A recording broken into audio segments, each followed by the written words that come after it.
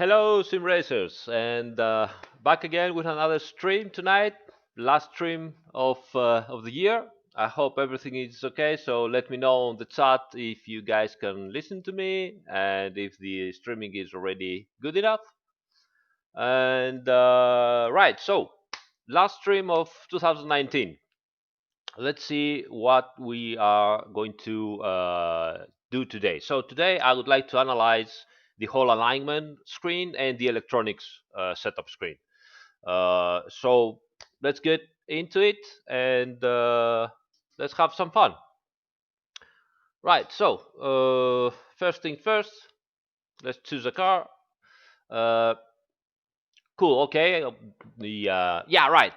Very important. I still don't know how to do this thing, but first things first. Big massive thank you to all of you guys. The channel went way over 1000 subscribers already.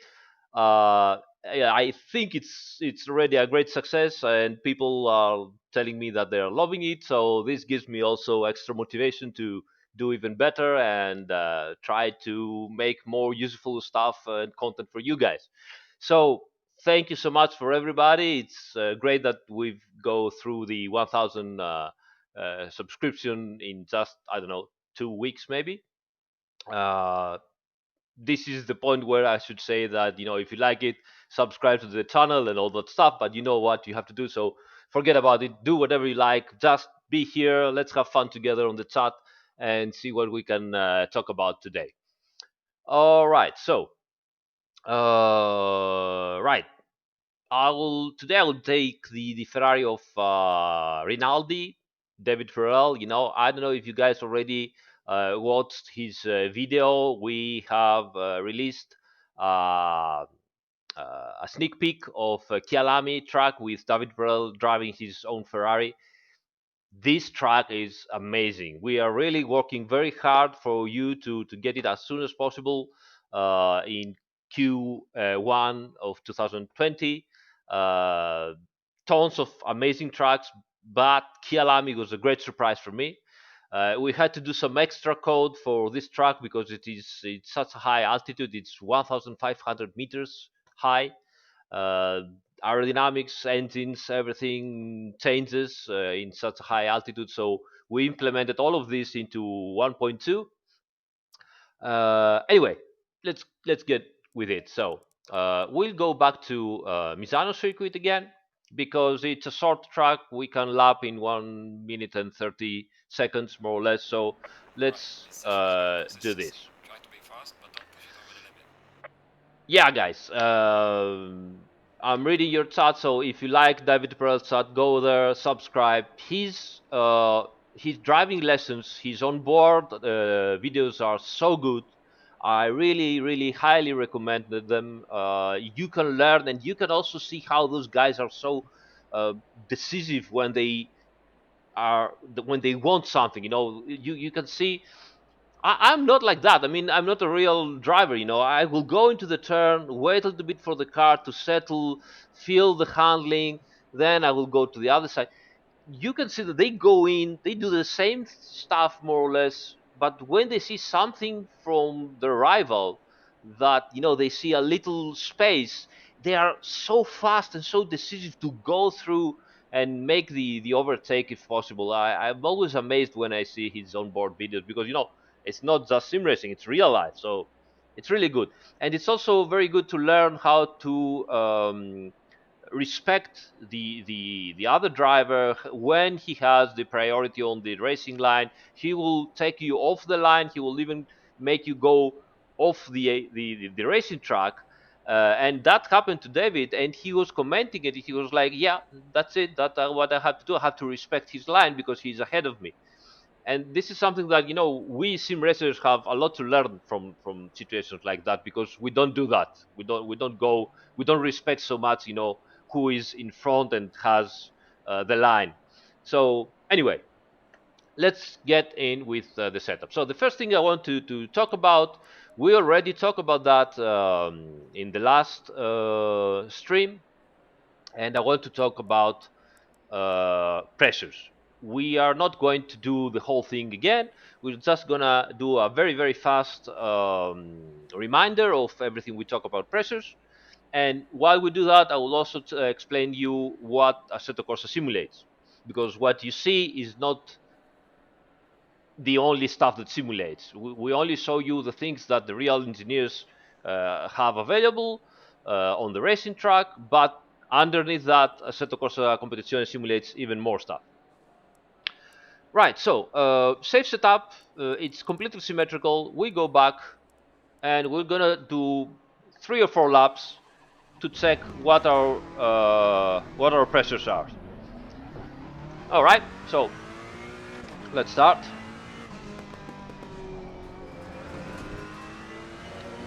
So while I'm doing those laps and trying to heat up the tires, what you guys see on the tire hood in the down in wait, what happened? I've lost everything. I lost concentration. I lost everything. All right, so what you see on the tires hood, it's a visualization of the heat. So if it's green, it's pretty much okay. Okay, and then you have also the tire pressures, and as we said, you want to, for competition at least, you want to have them at around 27 to 28 psi. There are situations and tracks where you might want to go a little bit under that, like 26, and there are situations and tracks that you might want to go a little bit over that, like 28, 28.5, something like this, to have a little bit less rolling resistance. But we'll talk about that in a minute. When the pressures are good for the game, let's say, or for reality, the hood will show the tires, the 3 bars of the tires, all equal in height, right? If the pressure is too low, the middle bar will be lower. Okay. If the pressure is too high, the middle bar will be higher than the other two. The temperature that you see is pretty much the core temperature. We also showcase a little bit the surface temperature, which is calculated. And you can see that when you maybe overdo it a little bit, and you can see that the last part of the tires in the tire hood becomes a little bit yellow maybe, or a little bit red if you overdo it. We will do that at the end maybe of this run to showcase how this happens. This shows the surface temperatures. So what Assetto Corsa Competizione actually calculates and simulates? It simulates 3 main temperatures in the tires. It simulates the surface temperature, also known as flash temperature, and this is the temperature exactly at the surface of the tire, and it's not really very useful for the engineers or the drivers to know, because it changes a lot during the lap. It changes a lot during a single turn, so you know it's really very, very variable. But it is important to simulate, because then obviously that heat propagates down to the tire, to the core, and obviously also changes the surface molecular characteristics of the tire, the chemical characteristics, because obviously with the heat going up, the tire reacts differently. So that is simulated in Assetto Corsa Competizione. Then we simulate the temperature at around 3 millimeters depth, which is more or less what the engineers go in to measure when the car comes into the pits. You know, they measure the depth of the tread to understand how much consumption, how much wear the tire has, and also they measure there the tire temperature. And this is again simulated, and this is pretty much what you get inside the setup screens. And then we simulate also the temperature inside the air of the tire. So inside the tire you have the air that goes up in pressure, and goes up in pressure because it gets hotter, and this is also simulated. That temperature is also influenced by the brakes, the brake temperature. So depending if the brakes are very hot or very cold, they will influence this temperature and the core temperature of the tire. Another thing that you might want to know is that uh, the surface of the tire is getting cold air from the air, but the bottom of the tire is getting the temperature from the asphalt, which usually is hotter. This also happens for the brake ducts. The brake ducts, especially the front ones, get temperature from the asphalt, near the asphalt, which is hotter than the normal temperature of the air. What else to say? Yeah, the surface and the core temperature also they are divided in inner, mid, and outer temperatures. All right, and each one of them has various divisions through the whole circumference. I think there are 32. I don't remember right now. Where we simulate temperature for each one of them, and this is also where the flat spots happen, which means that if you flat spot a single place, this one will have more probability to have less grip and flat spot again if you lock your tires. So it becomes worse and worse because this is where it's going to flat spot the tire again. The same, because obviously it is flat. All right, so how many laps? 3 laps. I have done 3 laps until now. Not very fast laps, but anyway, I think it's pretty decent for now. So as we said, okay, I didn't enter the pits, but I will go a little bit slower here. Let the tires cool down a little bit. Alright guys, sorry about the microphone. Everybody said it was okay, so I will, take it a little bit far away. I hope it's better now, and we can lower it a little bit more if that's not on your liking. So let's, for the meantime... Oh, that's bad. So I did the whole thing and you didn't see anything at all. Oh, you saw the window. All right, sorry about that, guys. I got carried over as usual.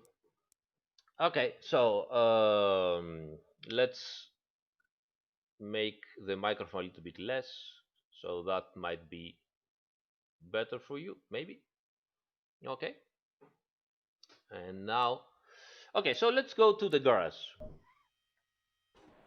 Let's go to the garage. Yes, I have changed the scene, so you should see it now. Right, and into the setup screen. Current setup, and what we have here. Yeah, sorry about the dual screens, guys. I now have full screen again. Should be correct now. So what do we have here? We did some laps, right? And we have, because we selected this setup that was completely symmetrical, we have hot tires. This now shows the last reading. So from all the laps we did, when we slowed down a little bit and we pressed ESC and went back to the garage, those are the readings that we got from the tires. So what we have here, we have 26.8 psi on the left front and 26.3 on the left right. So as I said, you want your tires to be around 27 and 28 psi usually. This is what actually Pirelli recommends a bit higher. Pirelli recommends 29 psi for the slicks, but nobody uses that. All the teams told us we go down to 28, 27, sometimes 26, sometimes even less. Pirelli then told us, you know what, don't make it to be perfect at 26, because then the tires have issues and they might, blow up. There are teams that they are doing it, but they also have issues, and then they come back to us and complain. It's a mess. It's a complicated, but in the game, usually you want to be around 27, 28. So let's go for 27.5 here. So what you have to do, you know that you arrive to a pressure of 26.8, okay? So you want to make this 27.5, and you're gonna add simply 0.7 psi. So this 25.7 will become 26.4. All right. Now here we are even lower, because this is the tire that gets less grip, less load, less everything. So it has a little bit less psi, less pressure, less temperature inside the tire air. So it is what it is. So we want this to become 27.5 again. So now we're starting to do asymmetrical. So again, we need 7 more, 26.4, and then we need another 5. Right. This gets more or less 1 psi more, 26.1, and this gets more than that, 26.3. All right. So now you have all your pressure asymmetrical. Uh, this is cold pressure, which means that this is the pressure you put into the tires. The tires get fitted on the car. They have the blankets, which arrive at around 70 degrees, not too much, 70 degrees, 68, 70 degrees. And then you go out to the track. And what you want is, once you are out on the track and your tires are hot, which doesn't always mean that they are going to be hotter than before. It means they are in the operating temperature, right? Because if it's cold or if it's a little bit damp, then they will go down. It would be fine. It would be great to have the temperatures hot, but it's not always the case. It's not always that you can have, the tire's temperatures perfect. So if you can't have the tire temperatures perfect, try to have at least the tire pressure perfect, because the tire pressure will give at least the best footprint of the tire. Okay, so having the correct pressure is important. It will give the maximum footprint of the tire. It will give the exact, if you have them symmetrical, it will also give you the exact circumference for all the tires, which is very important, and we will talk about that in a minute.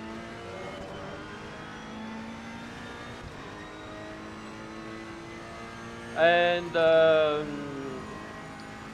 it will make also the correct spring rate on the tire, because the tire in the end it is another spring, So if you have your tires symmetrical like this in pressures when they are in the operating temperature, you will also have a car that it is predictable and it always behaves in the same way in braking, acceleration, left turns, right turns, whatever the situation. Okay, so let's do another lap.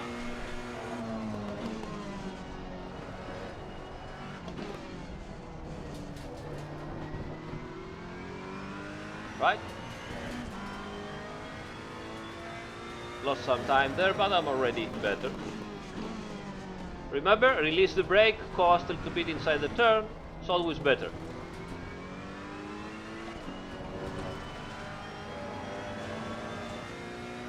We'll do that again later on.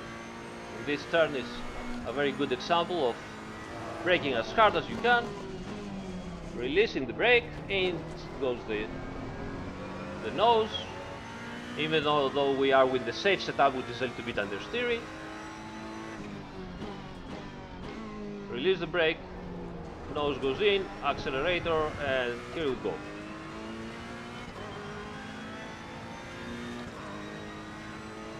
Let's finish this lap and see, just in 2 laps, how are our tire pressures.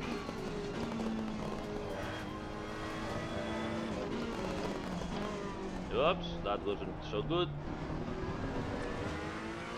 I'm still faster, but I'm just not driving very well.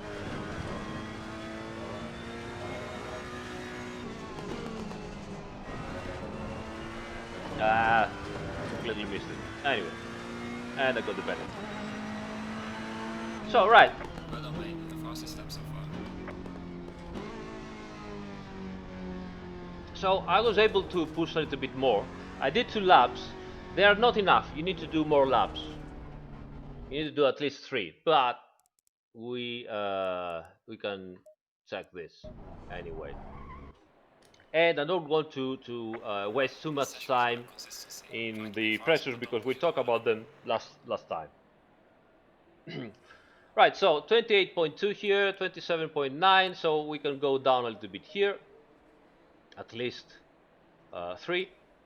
27.7 here, 27.2 here, so maybe we did some mistakes. So let's go down 2 here, and let's go up 3 here.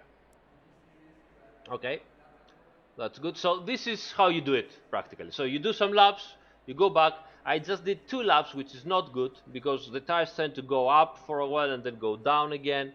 So you need to do more laps, all right? So this is more or less what happens with the tires. I want to show you something about that.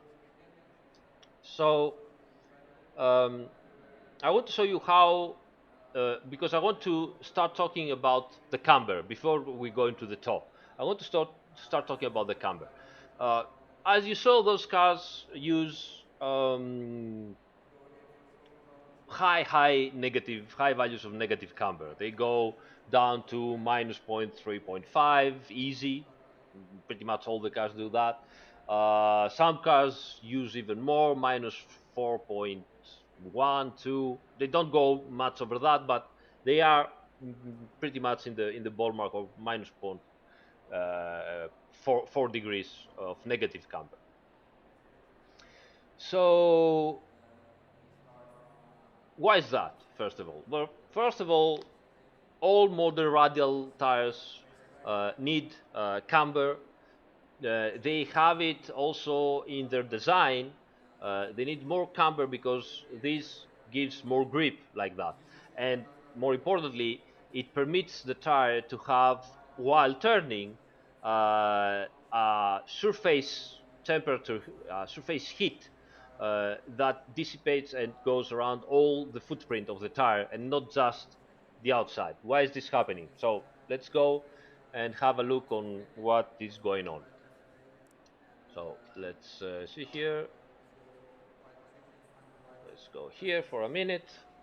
And let me also do, I want to go into the web browser and show you some stuff. So I don't know even if I'm gonna be able to do it. All right, here we are. Okay, so let's start here and go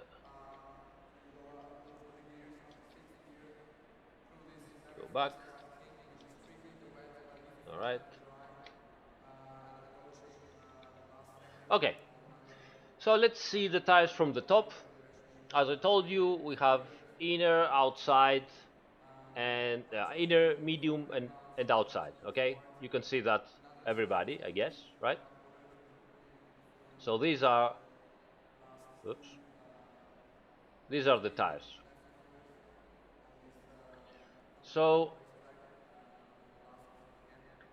what happens when when you go into the straight line? Straight line, usually you have practically the inner part of the tire touching a little bit of the mid. So this is where the big hit is getting, is created.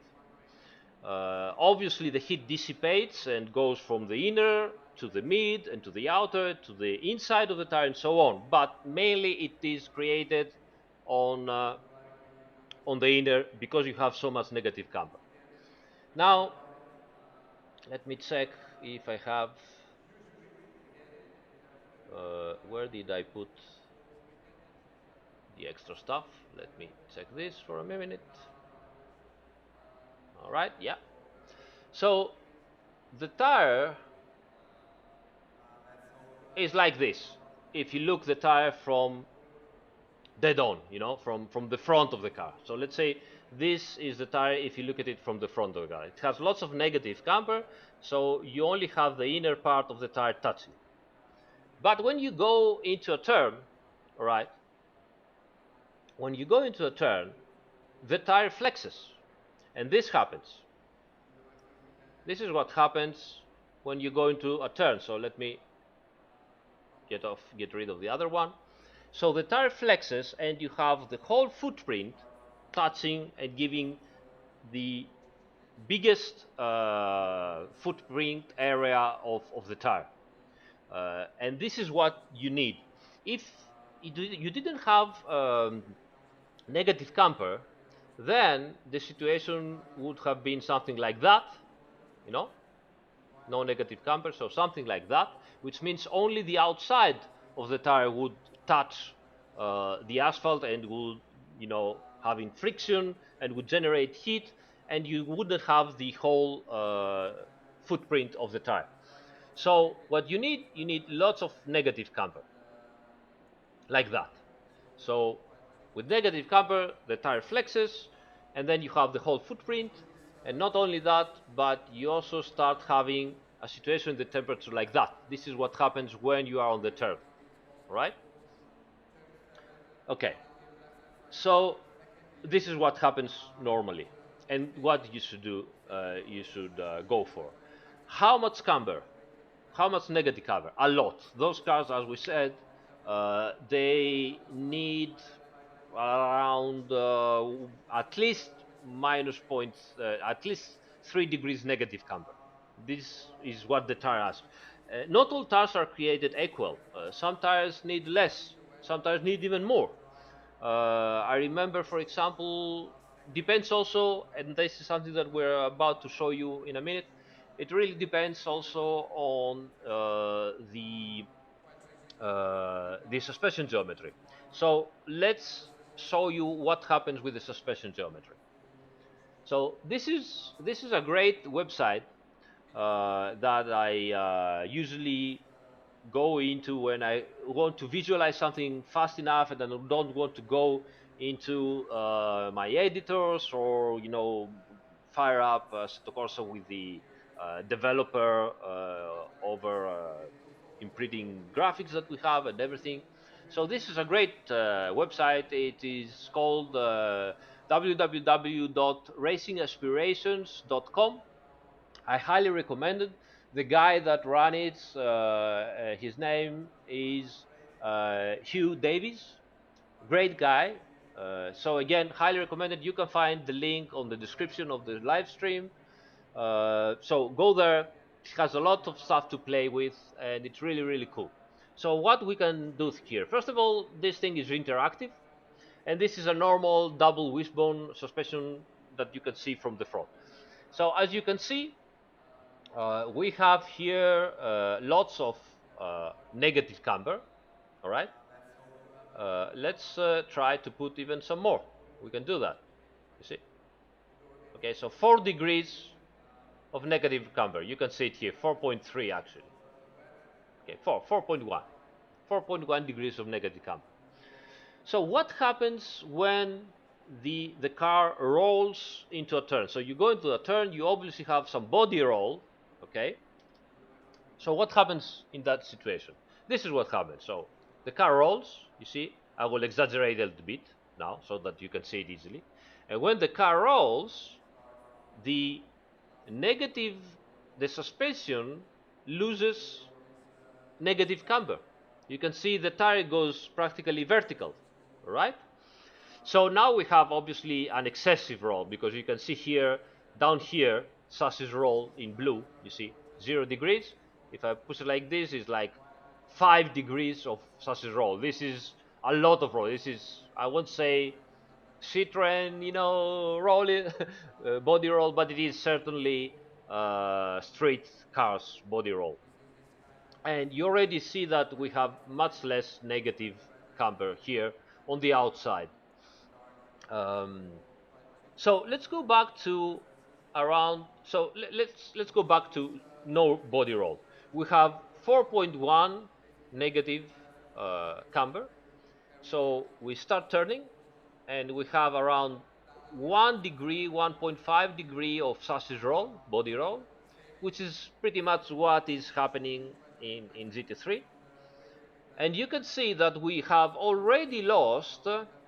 So let me unpin this so I can keep it there. 1.4 sausage roll here, degrees, 1.4, and we've lost more than half degree of negative camber. So what that means? It means that not only the tire flexes, and if you don't have negative camber, you won't have the correct and the widest footprint area. But also, when the car is rolling, the suspension geometry is making the tire to lose negative camber. So you need as much static camber as possible to have the correct negative camber well when you are turning. Some cars are better at that. For example, uh, Ferrari or the Mercedes. The Mercedes loses less negative camber where the when the body when it has body roll. Some cars are worse at that. For example, the Audi and the Lamborghini need a lot of negative camber, because when the chassis rolls, they lose also a lot of camber, dynamic camber. And this is easily we can easily see that what happens if we change here the suspension geometry. So why this happens?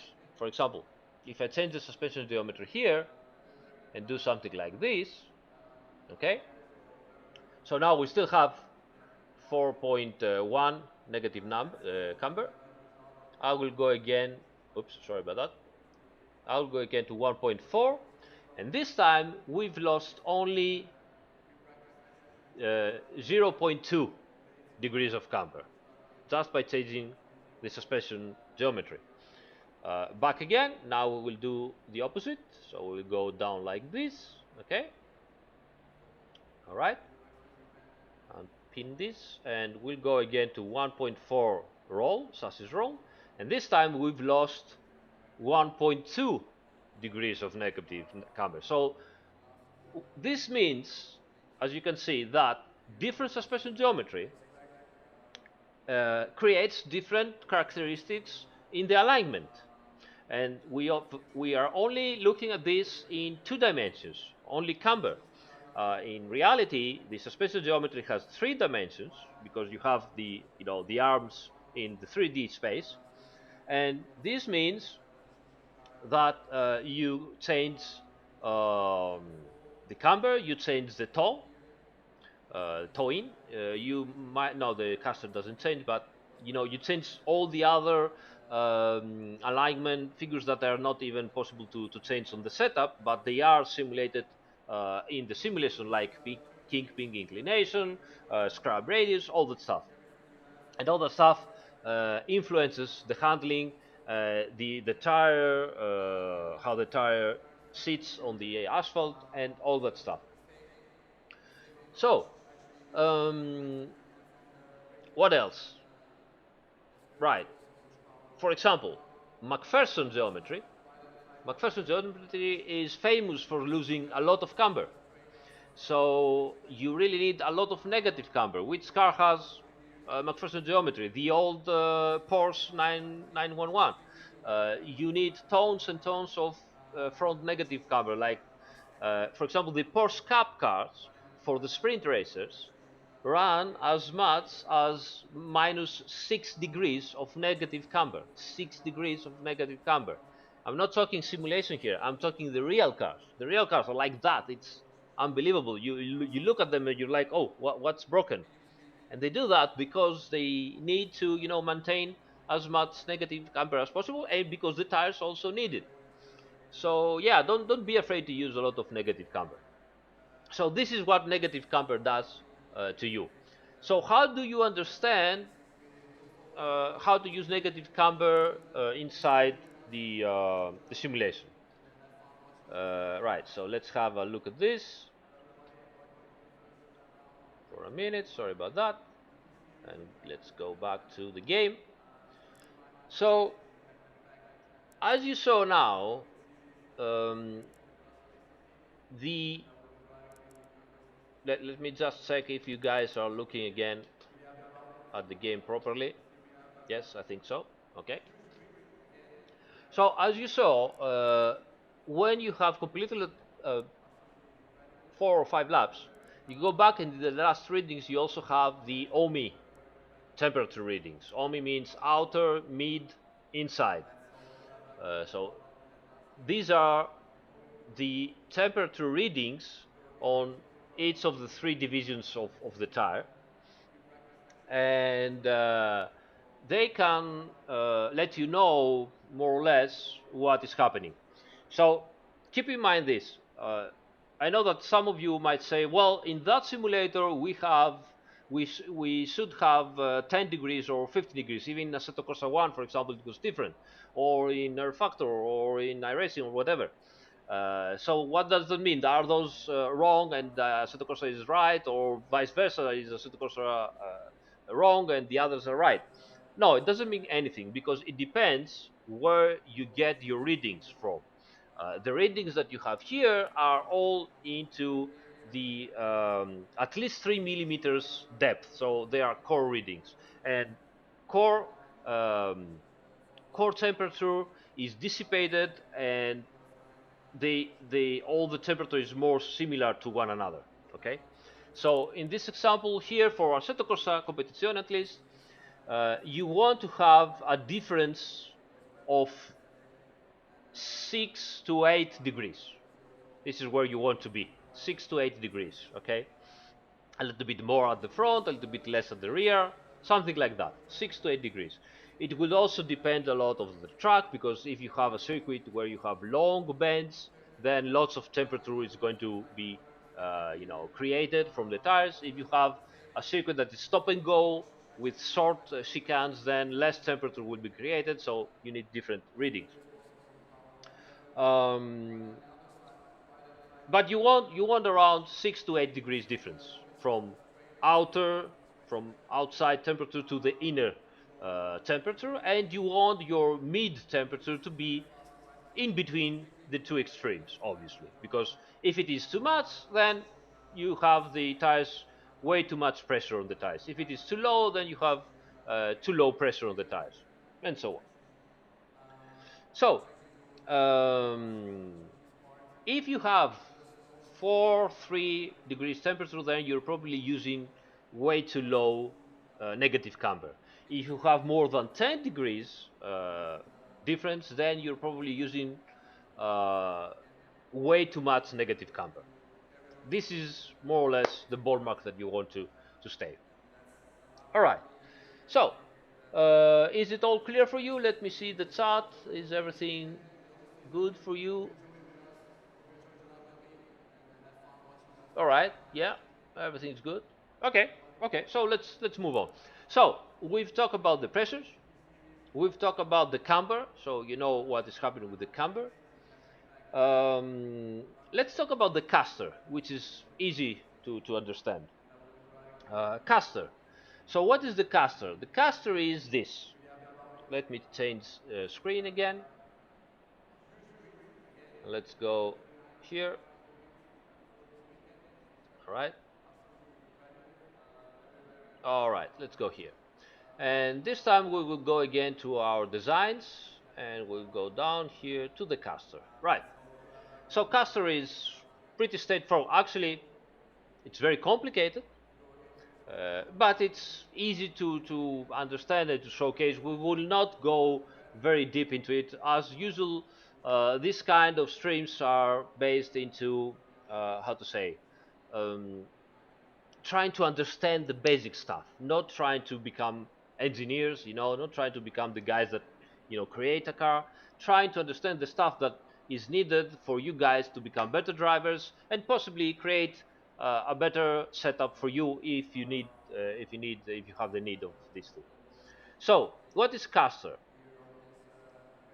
So as you know, you want to rotate your wheels. You have your steering wheel, you rotate your steering wheel, and you expect your wheels to rotate.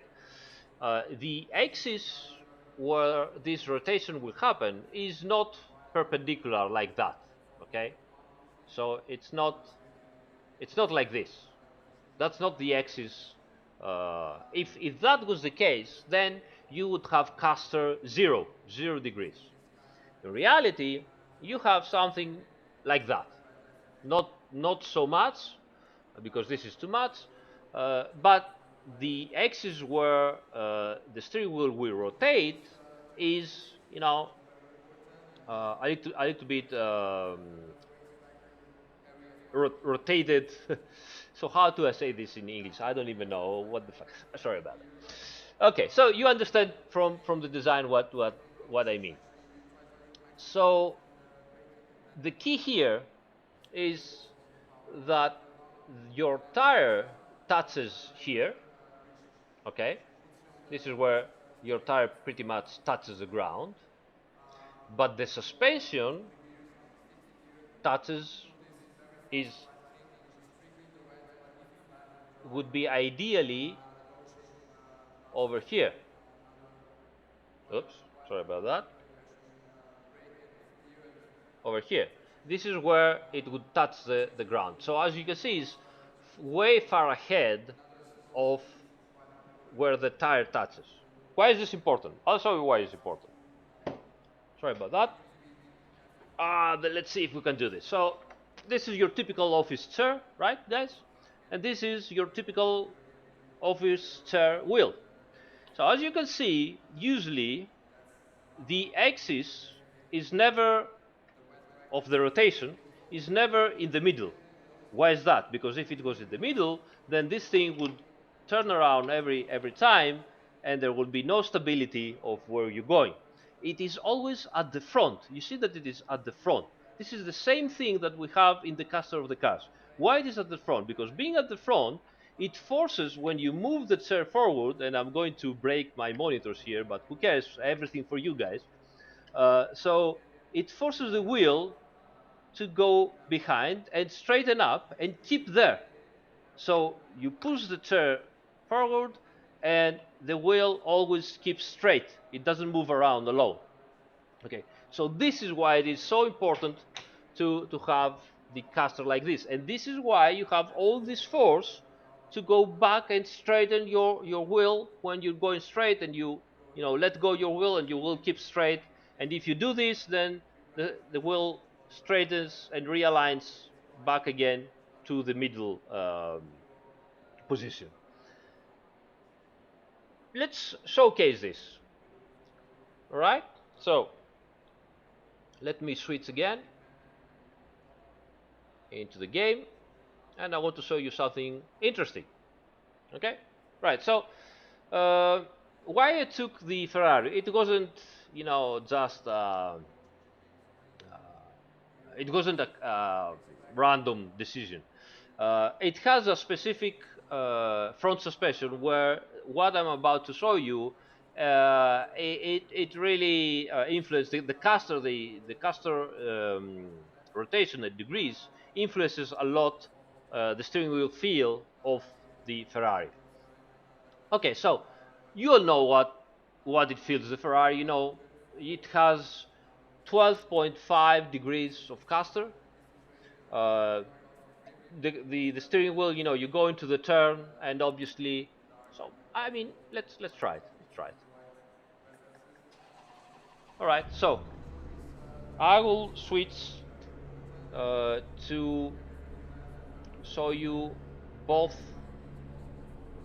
All right, so I want to show you both what the car in the simulator does and what my steering wheel does. So let's start. First gear. Whoops. Switch camera. Sorry about that. So you just, you steer like this. Okay.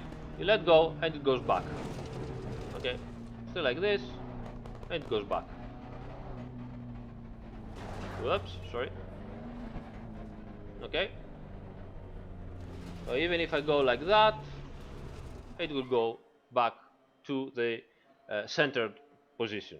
Right, so let's go back to the garage and let's do something Right, main interesting thing is here. about consistency. Try to be fast, but don't push it too much over the limit. Okay, so this is typical. Everybody does this. Nothing different. So we have many people saying, but Aris, I don't feel the understeer. Well, first of all, you shouldn't. In real cars, you don't feel the understeer on the steering wheel, especially in cars where you have so much grip and you have so much downforce and you have so much caster, because we are talking about 12 degrees of caster. So what's going on if I put this to the minimum, which is 5 degrees into this car, right? 5 degrees already starts to be similar to a street car. Some of street cars with rear wheel drive, they are around 4 to 5 to 6 degrees. Remember that street cars also have to be more light. They have to have a steering wheel that is easier to move around. And front wheel drive cars have even less um, caster, because they don't want to provoke too many vibrations the uh, from the wheels that they are also, the driving wheels, the front wheels. They have to steer and they also have to drive and so on. So let's go down to 5. The angle alone is not the whole story. I will talk about that in a moment. But for now, let's go back to 5 degrees and let's see what it will happen. Start the car again. All right. Okay. Are you ready, guys? So obviously it's much lighter, you know. The self-aligning torque is less, but oh, oh, it keeps turning. So why was that? So it keeps turning, you see? It keeps turning into the same direction. That's interesting.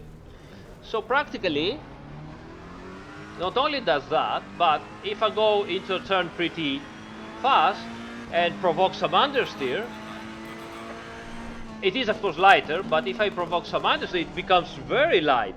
Actually, I have problems to get it back because it wants to keep steering, you see? So, lots of understeer effect. Look at this.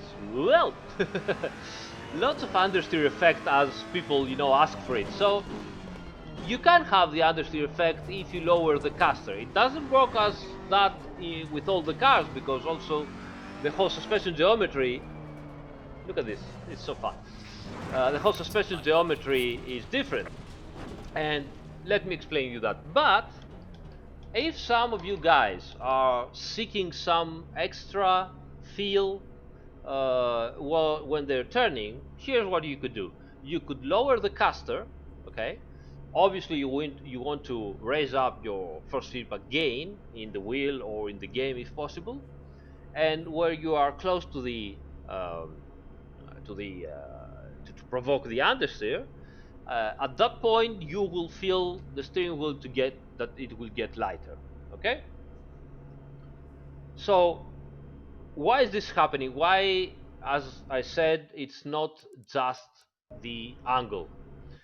Why you will feel it with some cars Right, and main less thing with is about some others consistency. cars. Try to be fast, but don't push So it as over I the limit. said, it's not just the angle here. But let's go back again to our diagrams and graphs. All right. And let's go like this. Yeah, this is where we want to be. Okay.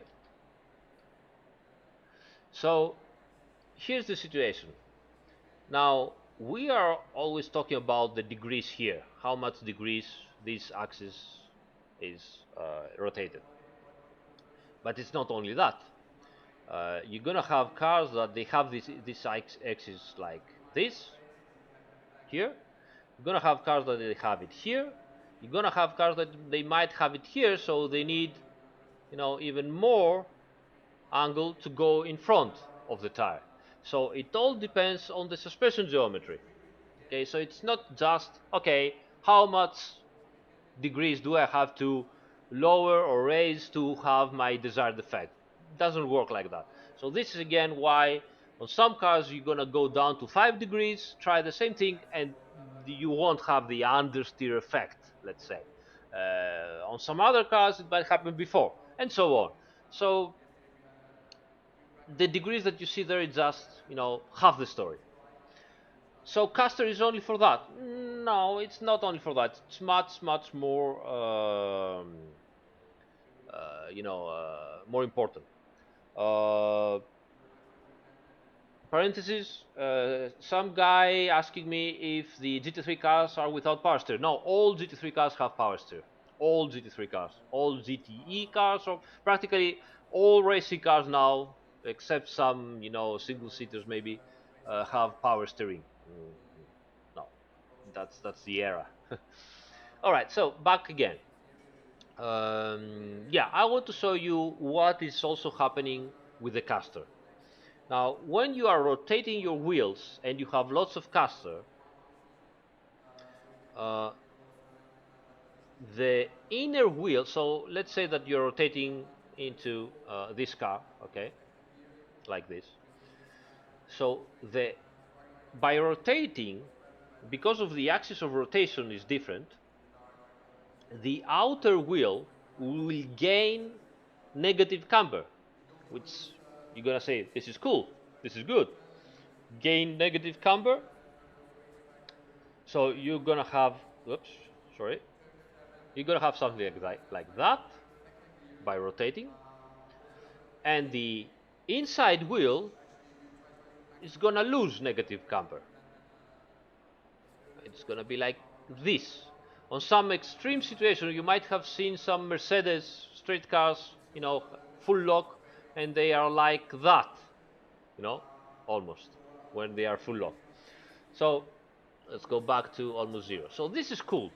This is all that we need because we want the outside wheel to gain negative camber because, as we said, the outside wheel is losing a little bit because of the body roll, right? So it gains negative camber, and that is great. And we had the inner wheel that had lots of negative camber, which means that even though it doesn't, really contribute that much to the grip, if we can make it, lose a bit of negative camber and regain more tread area, more footprint of the tire, that's good. But that's not the only thing that happens. The problem is that if you are in this situation, as I'm showing you on the Racing Aspirations website again, uh, the problem is that the outside of the car goes down because obviously, if you have the wheels like this, you are like that. This goes even more, so it lowers the outside. This goes like this, so it raises the inside. So you get even more body roll, and you also get some weight shifting because the car rolls even more.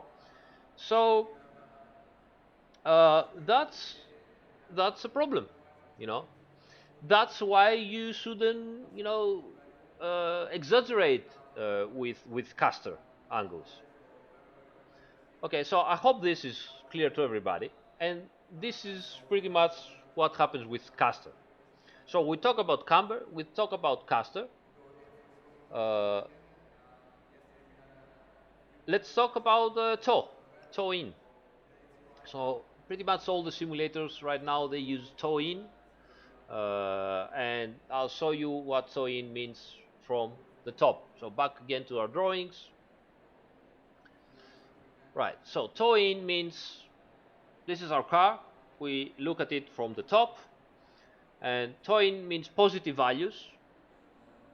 And when you have positive values, you have your tires looking inwards, like you see here on the drawing. Okay. Now, on the drawing is exaggerated because there are lots and lots of degrees. In reality, we are talking about um, we are talking about 0 0.1, 0.2 of a degree. So we're talking really, really, really low amounts of rotations. Um, Toe out is this situation. So you have again your wheels rotated towards the outside, and this is toe out, or it is toe, simply called toe, and negative values. Negative values. So you have toe positive values like this, toe negative values like that. Again, toe positive values like this, toe negative values like that. Okay, right. Why do we need toe? Why don't we put the tires like this? Let's uh, hide everything here so that we don't have to look at that stuff. Okay, so why don't we put the tires like this and call it a day? That's great, and we should do that, especially when we're trying to have maximum speed.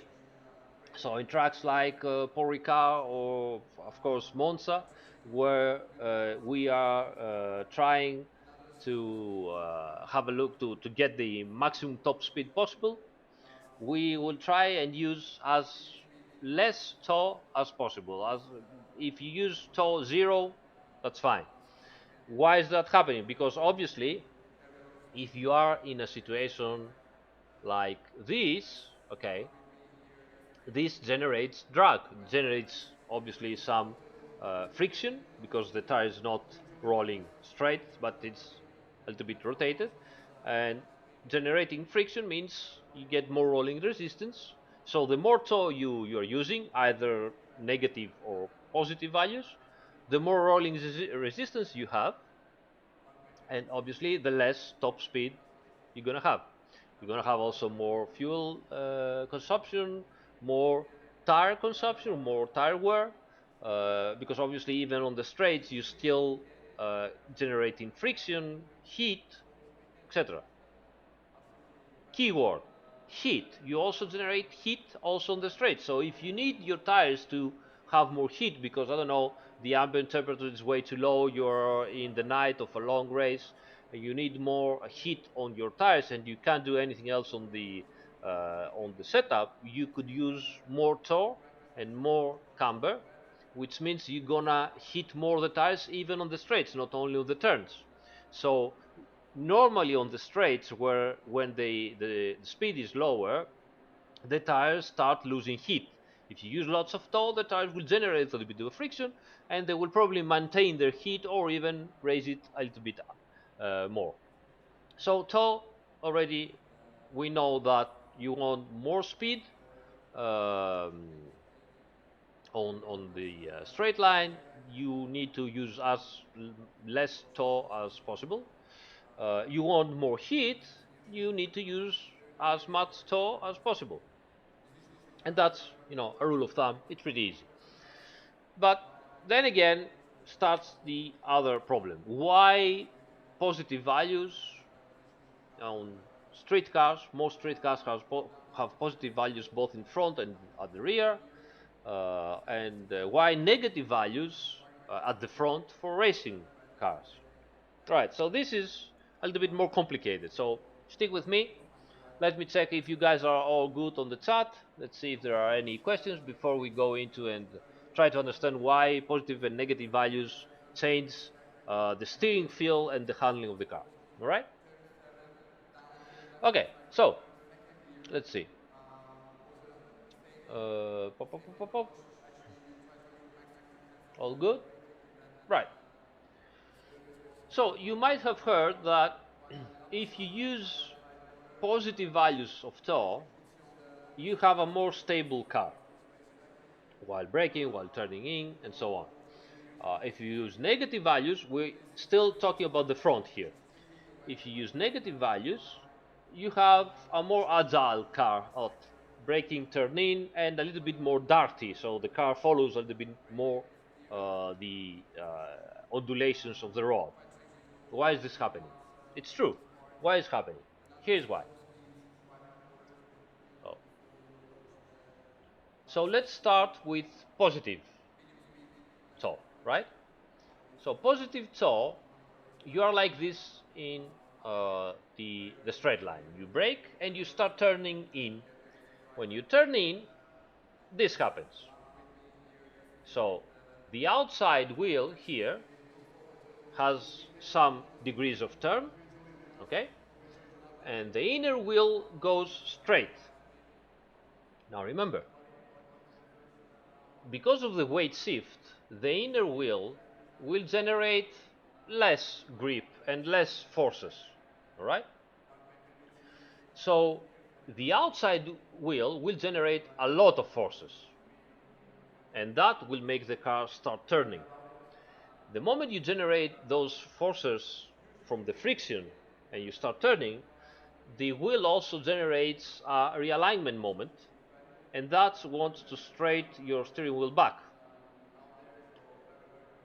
And as you can see, this happens on only the uh,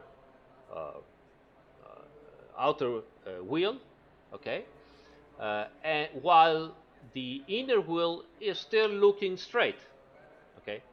Even if the inner wheel starts turning like this, okay, it's still the inner wheel, so it generates much less force and obviously much less realigning moment to straighten up the wheel.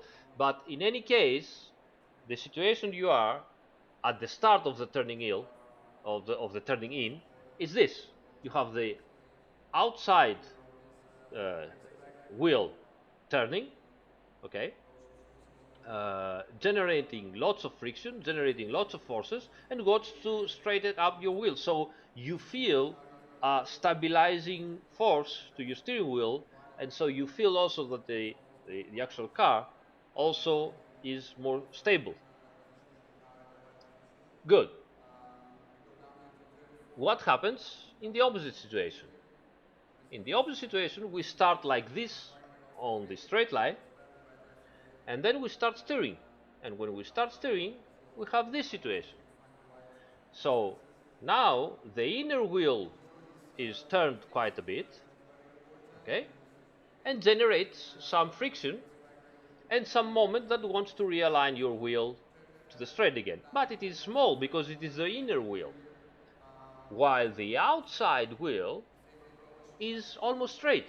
So at the start of your steering, okay, you don't feel so much force. You want, to to to steer. You tend to steer even more to start feeling the realignment force, so that you start feeling also the tires generating grip.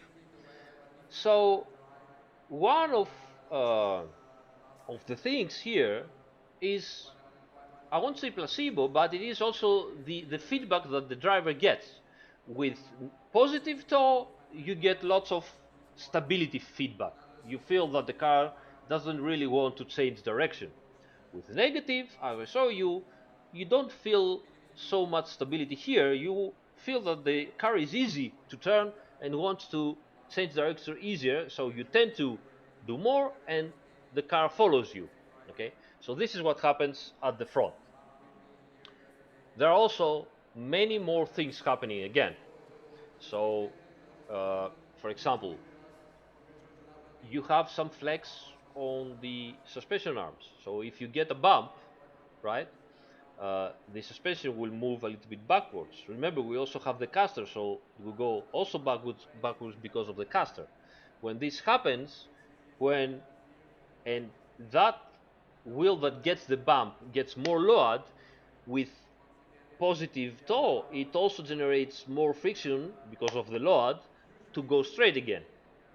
If it goes negative toe, it generates more friction to go and follow that bump, so the car starts moves around, right? The pneumatic trail of the tire changes, but again, this is more complicated stuff. We're not going to analyze this, and it has tiny little bit of effect and influence. The key here is that every tiny little thing adds up and creates the whole feeling that the driver gets, and the whole willing of the car to change direction even alone or stay in a straight line. Okay. We also have another thing that is called the Ackerman effect. What is the Ackerman effect? Well, here is the situation. Let's go back here. Okay. So when you're turning, obviously your car has a width. And let's see if I can draw this here. So let's create a circle here, big one, with lots of opacity and possibly some, sorry, some kind of color and a border. All right. So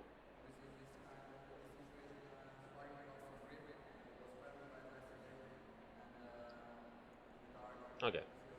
So let's say this is the path that the inner part of the car can make, and oops, my keyboard doesn't work anymore.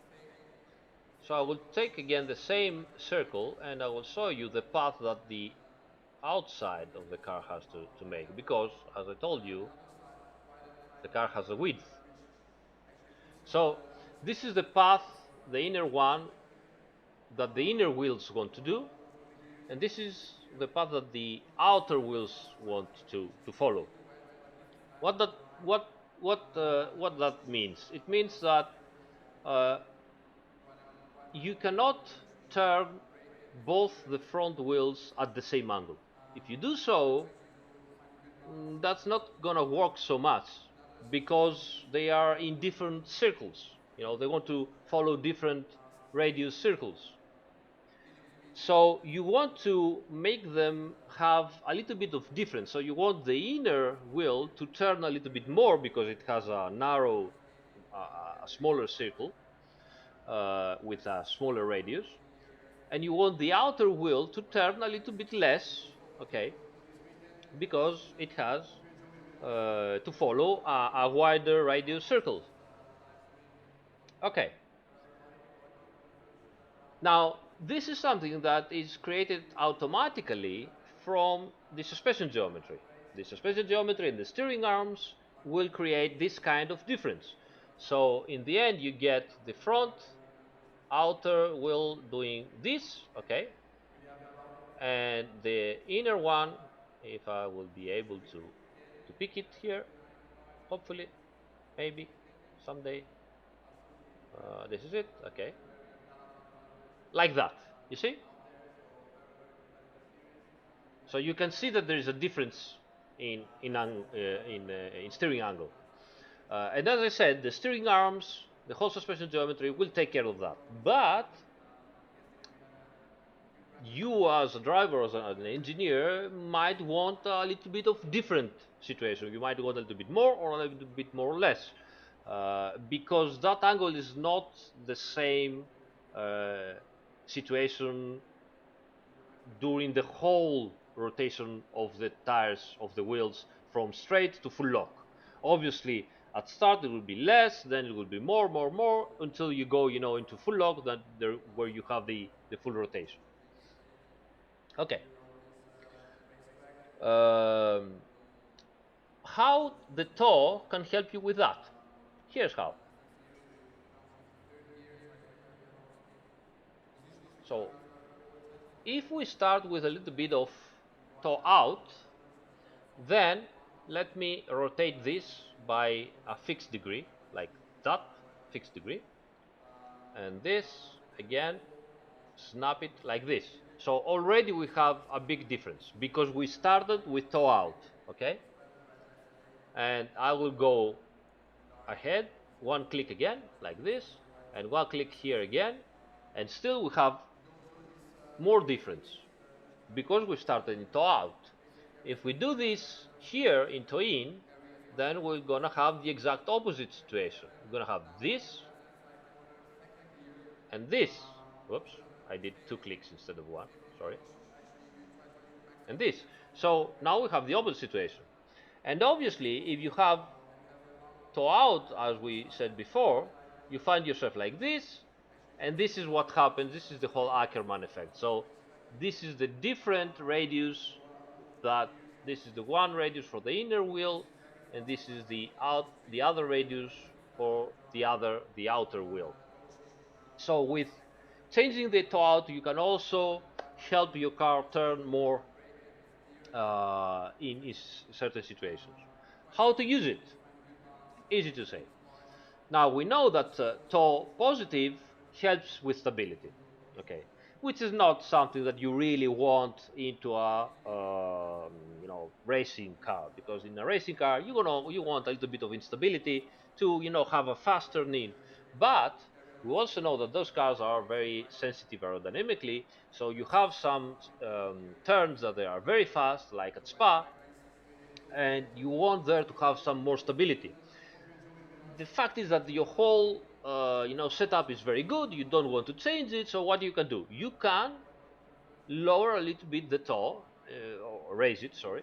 So you go from too much negative to zero, or maybe a little bit positive, and then so you have a little bit more stability when you are turning in, especially when you are turning in slightly, okay, which is what you do in very fast turns. The very fast turns are very fast because they have a very big radius, so you don't have to turn a lot. You turn a little bit like this, and you want stability there.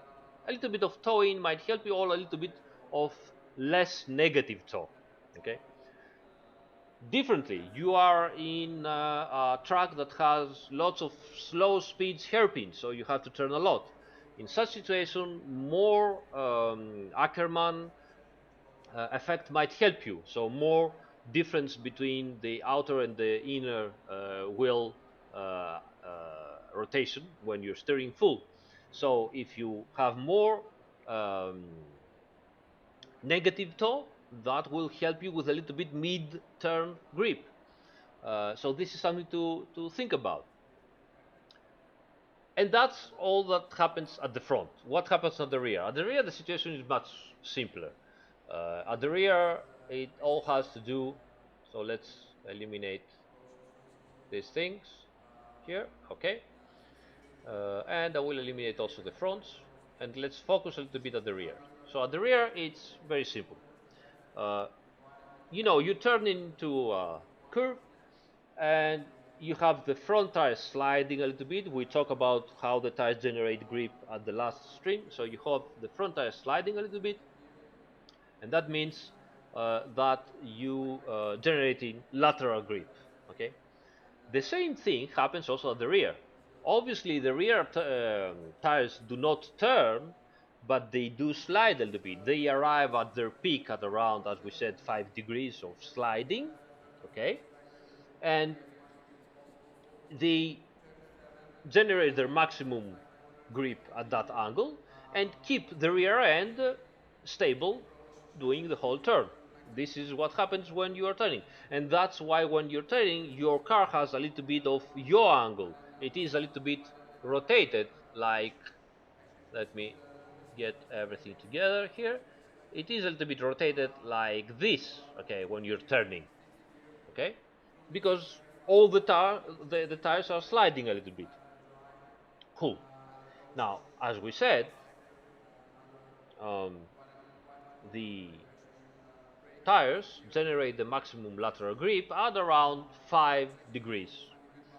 So what happens if you get a little bit of, you know, sorry about that, of of toe positive at the rear, like that?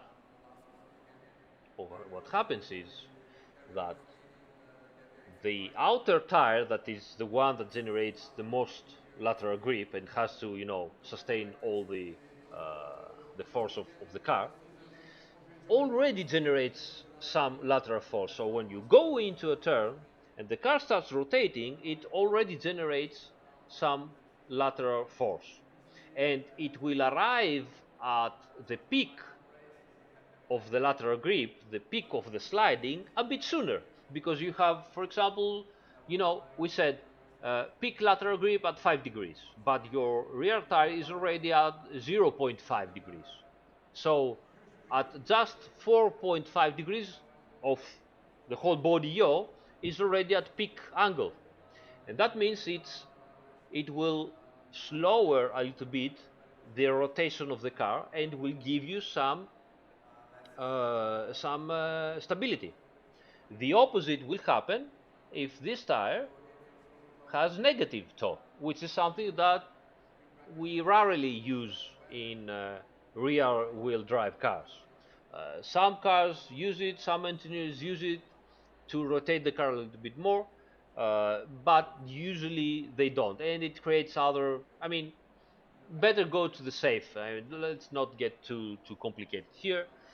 You can use it. It's not something like, if an engineer hears about it, they will go, "Oh my God, this should never happen." No, they do use it, but it's for how to say emergency situations or specific cars that do not turn around in different ways or specific circuits, whatever. Because when you are using negative toe at the rear, uh, obviously the rear of the tire, the rear of the car, not only does not generate lateral force, it generates a little bit of force to go wide. So you go like this, and the rear of the car wants to rotate even more. At some point, it will start sliding. It will arrive at 5 degrees and will stabilize. But if you do this very fast, then the acceleration of the rotation will be too much, and you won't be able to control it, and the car will slide out to you in oversteer. So again, easy. Negative toe values at the rear, more oversteer. Positive toe values at the rear, more stability, and possibly more understeer, but I would say more stability. It's different. Stability and understeer are not the same thing. So I think we've talked about pretty much the whole alignment screen here. So let me switch back to the game again. Okay, right? Uh, is that clear for you guys? Is there something that I went too fast, or that you didn't understand, or that I should maybe explain better? I don't know. Let me know on the chat. I'll be looking for it right now. In the meantime, I'll check some questions here. So let's see. Blah, blah, blah, blah, blah.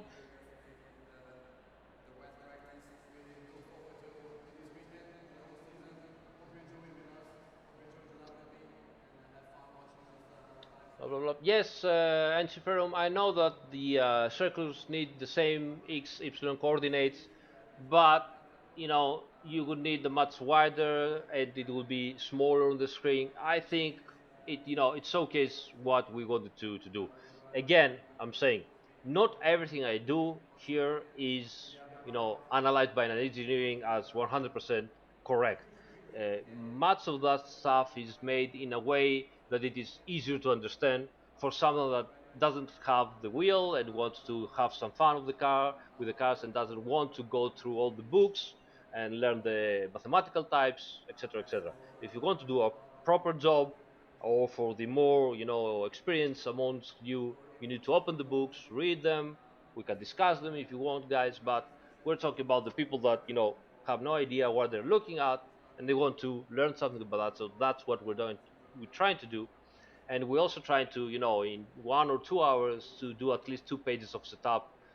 Normally, we would need, 1 hour just to do one value of the whole setup. So, but I appreciate that you bring that in, because it is correct what you say. Blah blah blah blah blah.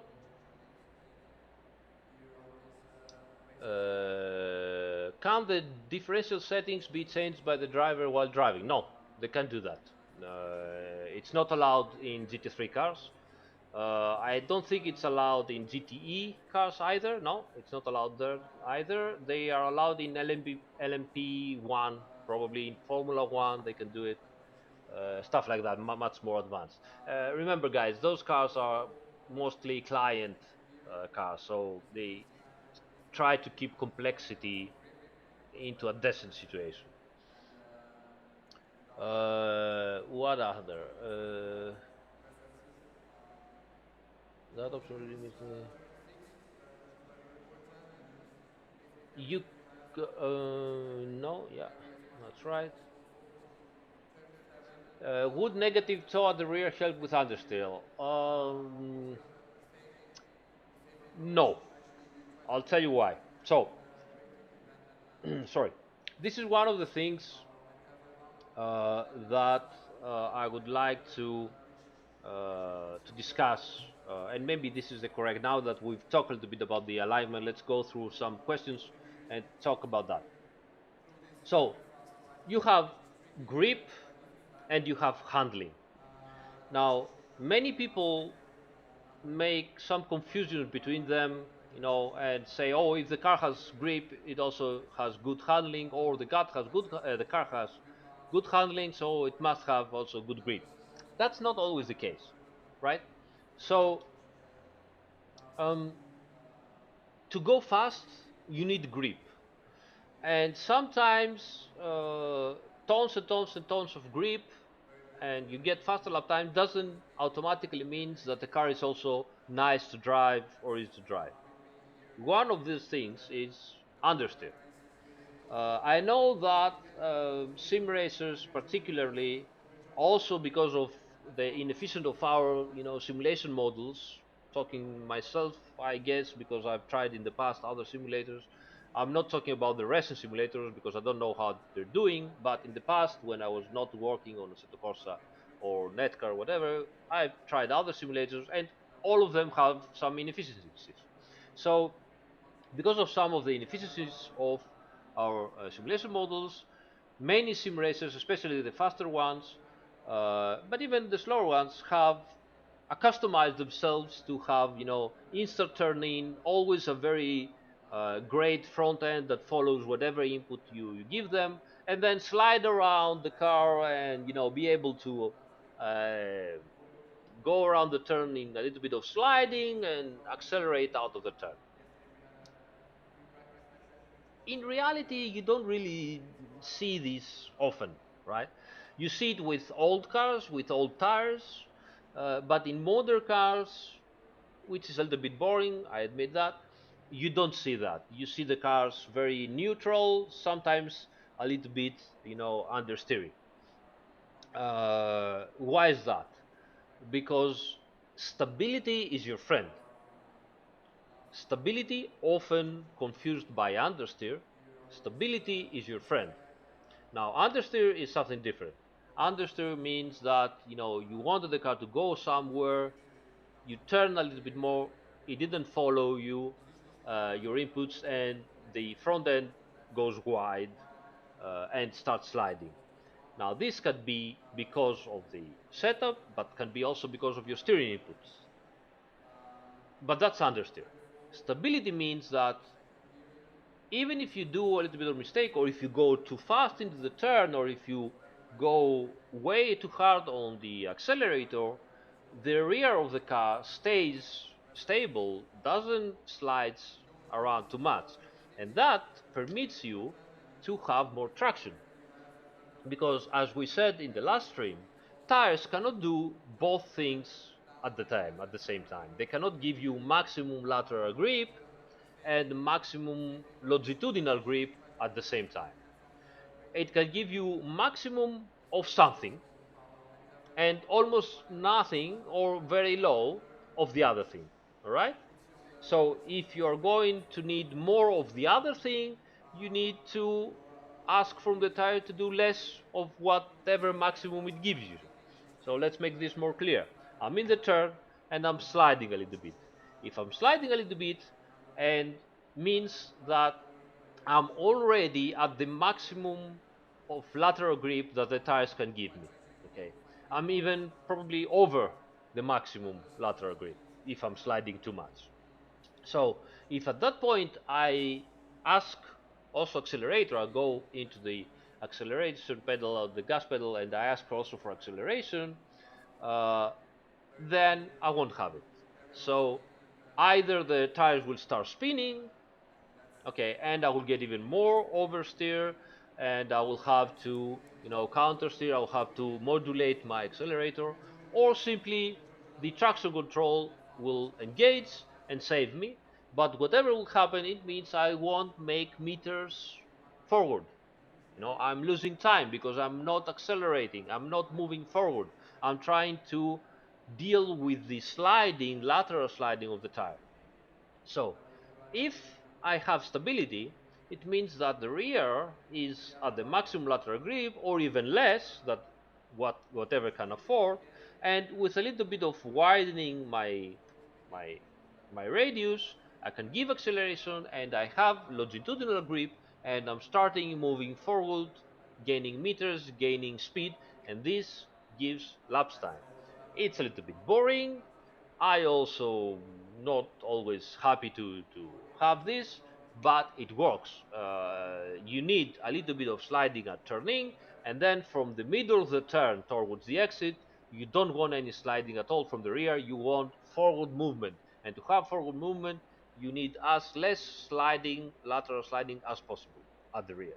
Okay, so um, stability is what gives you grip. Okay, the car might be a little bit boring. You might think that it is a little bit understeery, and you might not really like it. But check, if you're not exaggerating, check the lap times and see what the lap times tells you, because this is what you want. Handling is the other thing. Handling is that I'm into a turn and I can do whatever I want to the car, and the car happily follows me, which means that it would slide a little bit more. I can play with the accelerator. I would slide more again. I can counter steer, which is all fun and play and games. I'll be happy with it. The car follows, the front end follows whatever I said, which is great for my morale. This is handling. This is how the car reacts to your inputs. It's not always the fastest situation. It's not always the fastest solution, but it is good for your soul. It's good for It's the oasis of opposite lock. So this is the handling, but the two things are different. Okay, so when you are discussing about what you feel of the car, pay attention. Handling is one thing. Stability and grip is another thing. Okay. All right. So let's go back. Let's see. Does camber decrease real stability under braking? Not really, because if you have lots of negative camber at the rear, well, first of all, when you're going to have instability, you're going to have instability when turning, right? You're not going to have instability when you are braking straight. So if you're braking straight, who cares? The downforce and everything will, put the car down and flex a little bit the tires, and you get enough braking. Uh, Usually you also brake with your front tires. More than 70-80% of the force comes from the front tires. So but the instability arrives the moment you start turning in. When you start turning in, to have more stability, you need the rear footprint to be as wide as possible, and to be as wide as possible, you need negative camber, because at that point it will flex, the body roll will make a little bit less camber and everything, and you want to have your rear of the tire uh, touching the asphalt with as wide footprint area as possible when you're starting to turn in. This is where when you need. Uh, and the same also happens when you are accelerating out of the turn. When you are accelerating out of the turn, you're not straight, you are still turning, right? So you still leaning on the tire. The tire needs to have wide footprint area. That's why you need negative camber.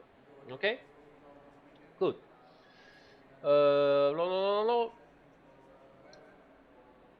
What else? Changing caster helps.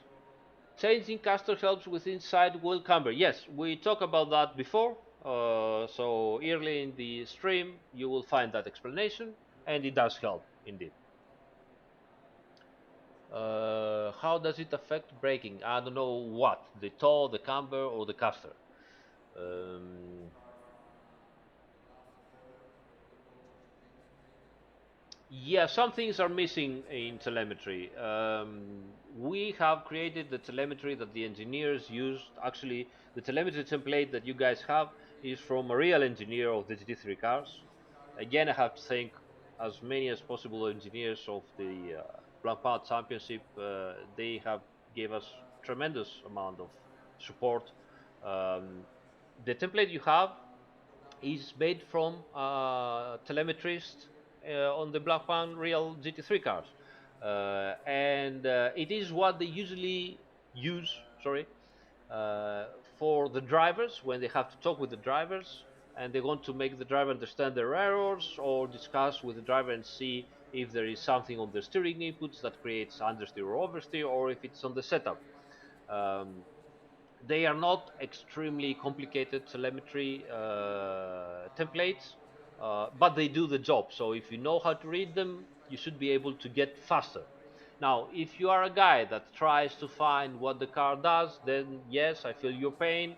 I know that we have missing channels. It is on purpose. We cannot show you everything. This is one of those projects in sim racing that really has tons of real data in, and I've been very lucky to have the engineers trust me and the manufacturers trust me with lots of data. I don't want to lose this kind of partnership, let's say. So I'm talking with them. I'm trying to get as much data and channels as possible for you guys. We will go back to the telemetry and make it better if possible. Add some channels if possible. Raise up the frequency if possible. These are all stuff that we will see in the future. I'm not making any promises. If it's possible, we will do it. Other stuff. Blah, blah, blah, blah. Preload differential and stuff like that. We will talk about that in a future stream. I cannot talk about everything. I'm going, one page at a time. Probably the next stream we're gonna start talking about the mechanical grip, and here we have wheel rates, bump stops, and anti-roll bars, of course, and the preload differential. We will talk about that then. Um, Other stuff. Uh, Where did I learn all this thing? Did you work in a race team before working with goods? I don't know. I mean, I don't have. I want to be honest as usual with you guys. Most of you know my story. I don't have an engineering degree. I came in Italy and start studying medicine. I've abandoned the medical school because I didn't really like it. It was a Greek tragedy with my family. You can imagine that. What my passion was computer graphics and cars. That was my passion, and I had a really really great passion of cars. And I was one of those guys that I never remember the names of the drivers, but I do remember all the tiny little tech specs of each car. That was my passion. My passion was the machines, not the persons that drive the machines. Okay. So I was studying, I have tons of books here, studying on my own. Then I've got to, uh, I start, obviously, as everybody started, sim racing. I was a decent driver. I had my share of, some NASCAR racing or raw tracks world records back in the times. We're talking 20 years ago. 20 years. Shit. But I kept studying. I started doing some mods. I was working with Stefano Casillo in Netcar Beta. If anybody remembers that, that was again 18 years ago, something like that. And Stefano knew much more stuff than me in terms of mathematics. and I knew more stuff than him in terms of how things work, practically. So we started working together. I've learned tons and tons of stuff from him. I hope I've also contributed to him to understand some, especially some of the most modern things. So my job was, to check how the real cars were working, analyze everything, found out, talk with the drivers, with engineers, with manufacturers, get back with the data, show it to Stefano. Stefano will try to implement that. Then I will try to input the data in the simulator, see how it works, analyze the telemetries again and again and again. So that's my short story. Anyway, let's go. Let's go on. Where was I? So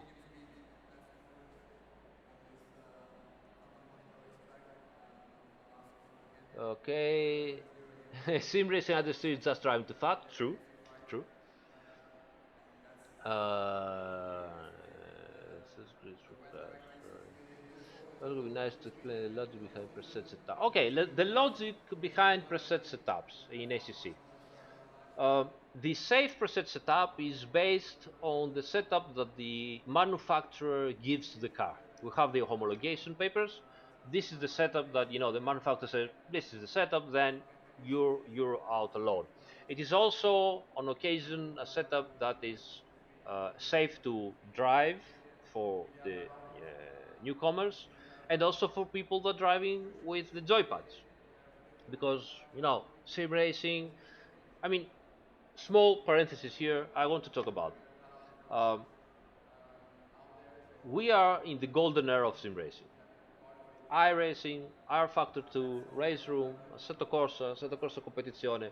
You have to choose whatever you like, guys, and all of them are great, great simulation softwares.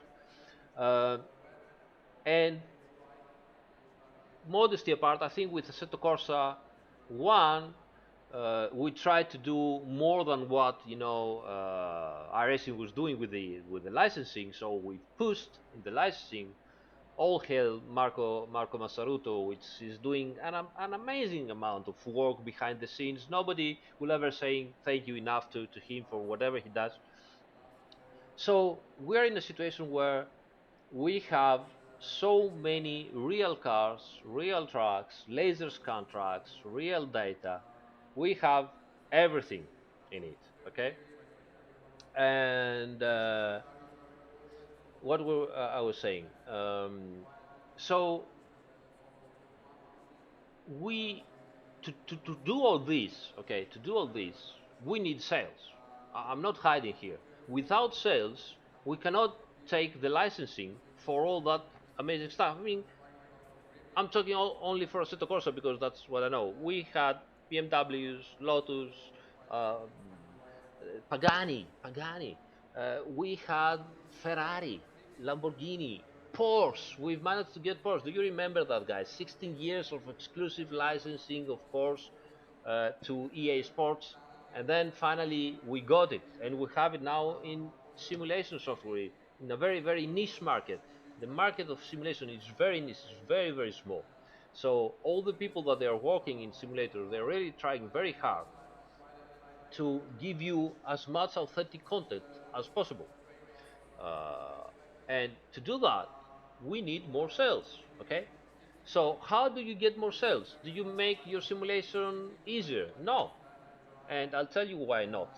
And this is sometimes this is, and I'll be frank here, the stupidity of some of the sim racers that they saying, "Oh, you made the simulator easier and arcade because you want to sell more." This is a stupid argument, and I'll tell you why. If you want to sell more and you want to make your simulation easier, then you should go against the giants of Gran Turismo or Forza Motorsport. Those are giants.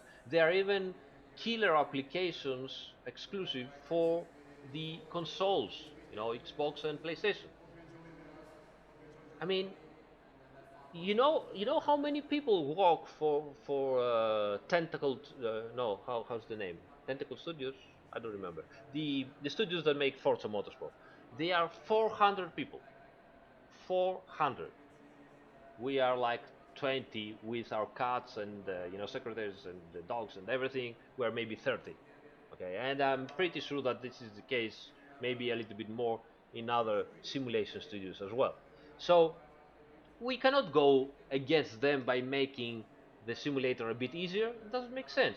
What we need to do is make the simulator as good as possible so that you guys, our main target, are so happy about it, and you spread the word out to other people. So some of the people that they are playing Gran Turismo and Forza Motorsport, sorry, and stuff like that, listen to you and say, you know what, I'll try, I'll try it, and see how it goes, and see if I'm a good or if I'm having fun, because the first thing that they want to have, those guys are having fun. So some of them will try Assetto Corsa Racing or Factor 2, whatever, and they say, this is shit. I cannot do a turn. You will laugh at them, but they will go and will never buy another simulator again. And we all lose because sales means better content for you guys. Some of them will try it, and if we have done a good job about it, and we have also gave them the possibility to try it with the joypad for starters, or the keyboard for starters, or the mouse, okay, they will say, you know what, that's a pretty cool game and I like it. I would like to, get better at it. And they would start, trying to say, okay, how much a steering wheel costs? Maybe I should do the investment.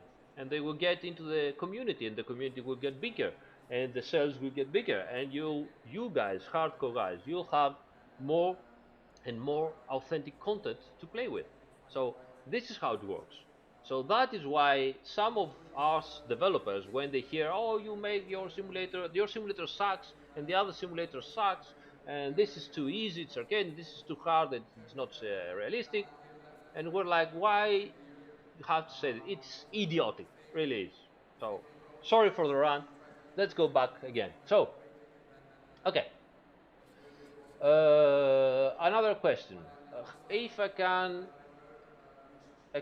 if I can explain the mechanism of how rubber builds on track with ACC. Yeah, it is based, well, track starts green, so no rubber at all, and it is based on the number of laps and the number of cars that keep, lapping. Um, so it is dynamic. It will go up. We are working to make it even more complicated, so it will not just get optimum and that's it, but we'll talk about that later. I don't know if we're gonna make it, but it is in the plans. It is predetermined, so it is pre-rendered, which means that the line is always the same. We didn't manage to do it completely dynamic because we had issues to make it with the wet simulation and the graphics and the complexity of the laser scan polygons and all of that. So it is what it is. But except of the fact that it is always the same line, the number of laps needed and the number of cars that need to go through, I think it's pretty good.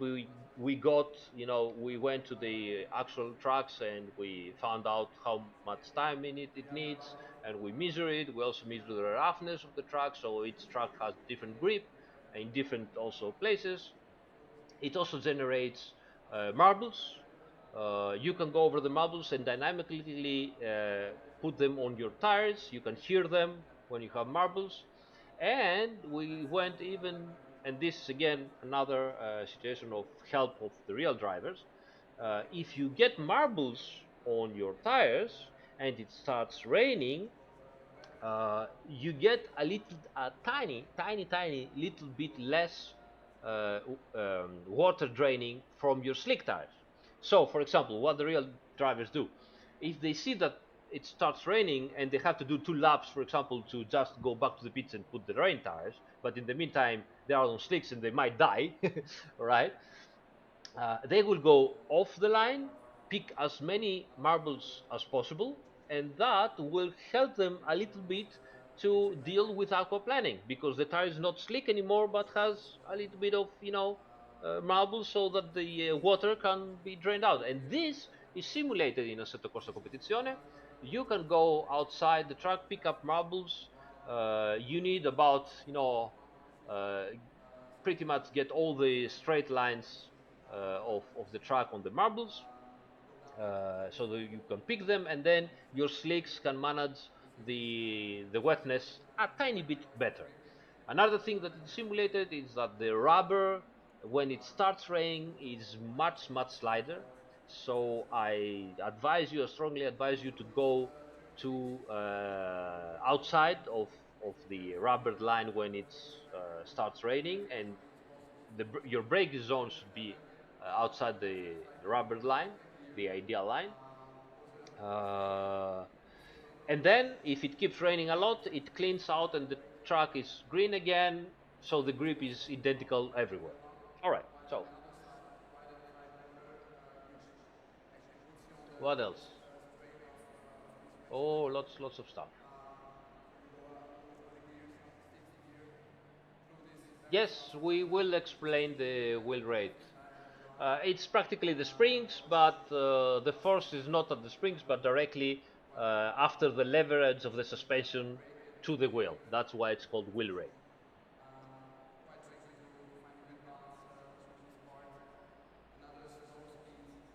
Blah, blah, blah, blah. So how Camber affect braking? Not too much, almost nothing, and I'll tell you why. Because the modern tires are made in a way that work with negative camber. So when you're braking and the car loads the tire, uh, the carcass, the inner skeleton of the tire is made in a way that it flexes from the load, and even if you have negative tire, it gives you the the longest footprint possible. That is what you need to brake or accelerate better. Then you go into the turn and flexes differently, and you have more lateral grip because you have wider footprint. So tire has become a very complicated situation to simulate. So yeah. uh, all right, so okay, so I think does rear suspension have caster? Yes, but it doesn't matter. It doesn't matter because they do not turn. You know. Okay, I said stupidity. It does matter, but a tiny little bit. They do turn a little bit because they have um, toe in gain. When the suspension goes up and down, it gains or loses toe. So it does matter a little bit, but it's so little that doesn't really matter to us, at least. Okay, so we've talked about the tires. We have already been talking about, I don't know, almost 2 hours. Let's do a very fast uh, demonstration of the electronics space, guys. You like that?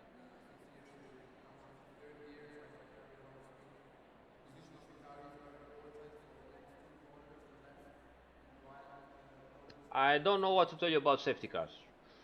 It's not my part of development. So I only want to remind you that if we have to put a safety car, it also needs a licensing, even if it's a street car. So I don't know. Tires appear to wear more on the inside than the outside. Does that cause your effective camber to decrease as the tire wear to be flat to the road?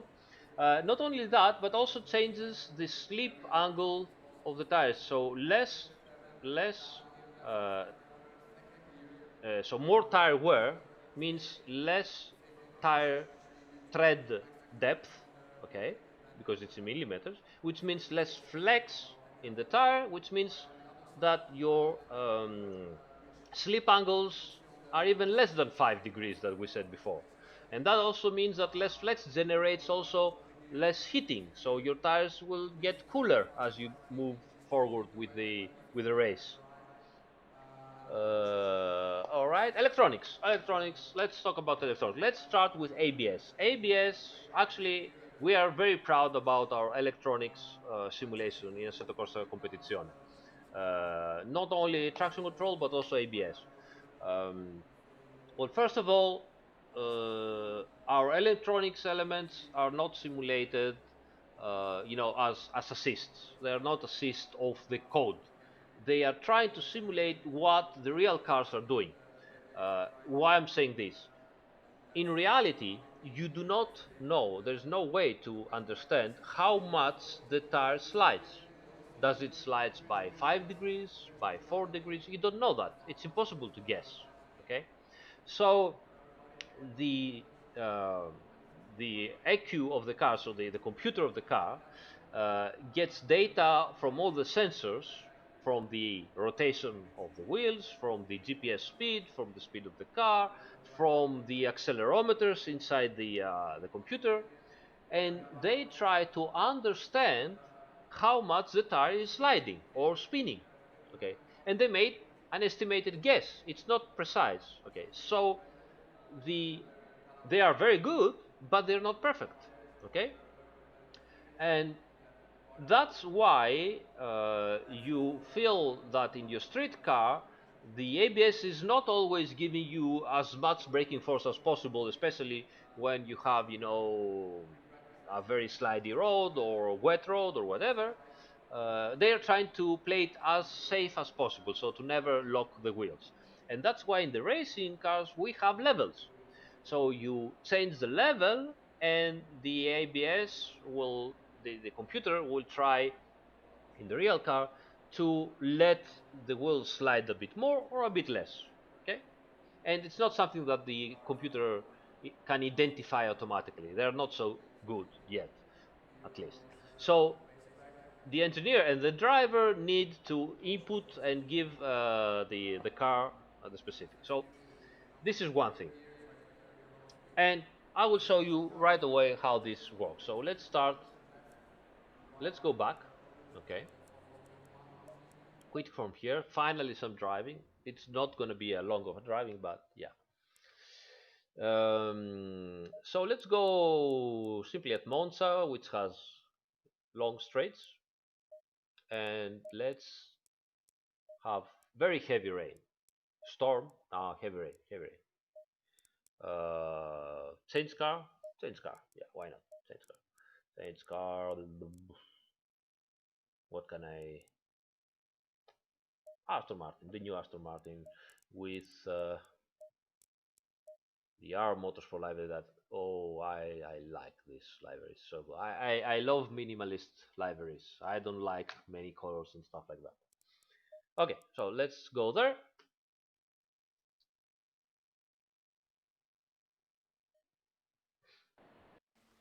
Alright, mate, this session is about consistency. Try to be fast, but don't push it too Okay, much over the limit. so yeah, wet preset, whatever. We start with the maximum ABS, and let's go.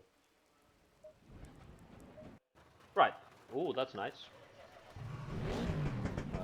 Start this, and also the lights, and let's start. Okay, so we'll go on the straight, and I will fully press the brake pedal down,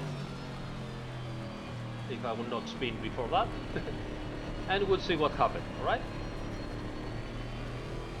You can see how the traction control is so intrusive right now. Doesn't even let me accelerate. Okay, so straight Give it a look in. already starts sliding around.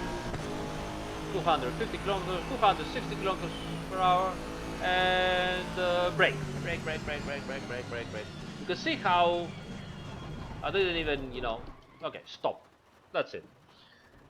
So long braking distance.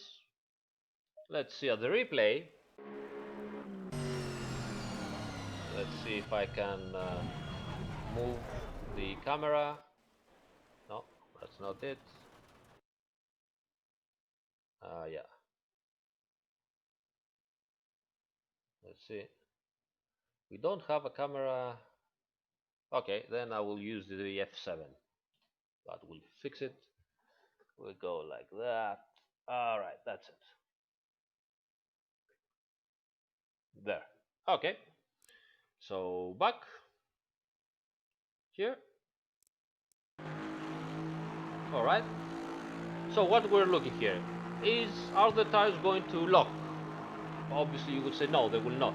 Yes, obviously. And braking, braking, braking, no lock at all. Everything is perfect. Okay, just a tiny lock at the end, and this is something that we simulate. So, for better braking, they found out that when the speed is at around 7, 5, 10 kilometers per hour, depending on a lot of factors of the asphalt, the tires, and everything, it's better to lock the tires instead of letting the brake uh, the brakes mm, pumping like that to not lock the wheels. So we also simulate that. You can see it again here. When we arrive at very slow speed, they will tiny bit lock. Okay, that's easy to understand. Now let's go back again. Start again Alright, this session is from about where we were consistency. before. Try to be fast, but don't push it over the And limit. this time I will put the ABS. I can change it from my steering wheel luckily here. Thank you, Fanatec. A little bit of publicity, sorry about that. So I will put it, you can see it down here at 1, level 1. They practically never use level 1, it's so low. So let's see what will happen.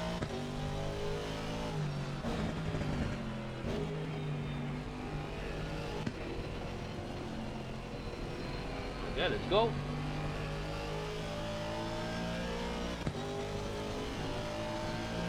So now uh, the computer of the car will try to understand again, but it will try to not be as intrusive, all right?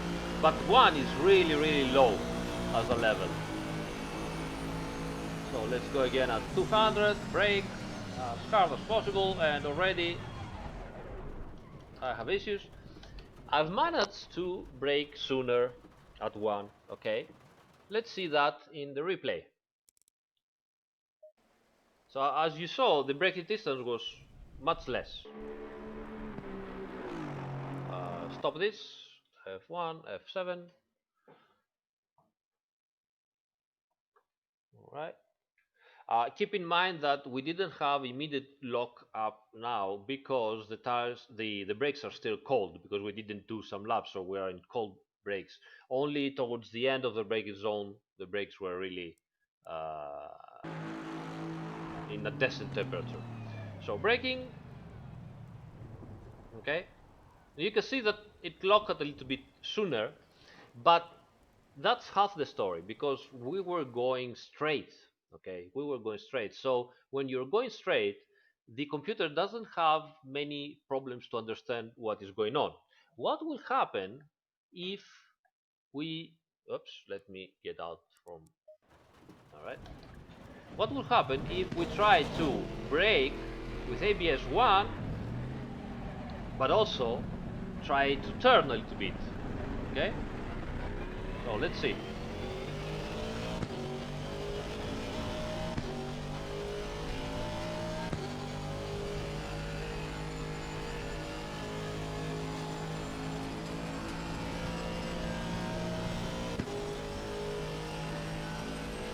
All right, so brake. Whoa, completely forward, you see? You also listen probably to the lockup. So let's see this in the replay. So let's go here. Right. Go here. Braking. Go in and you see how the tire completely locks, right? So that is because the computer doesn't understand how much sliding happens. Okay, it tries to understand, but it's not easy for him. And we also taught him to, interfere as much as less as possible. So this is why you need to play with your ABS levels depending on the circuit grip.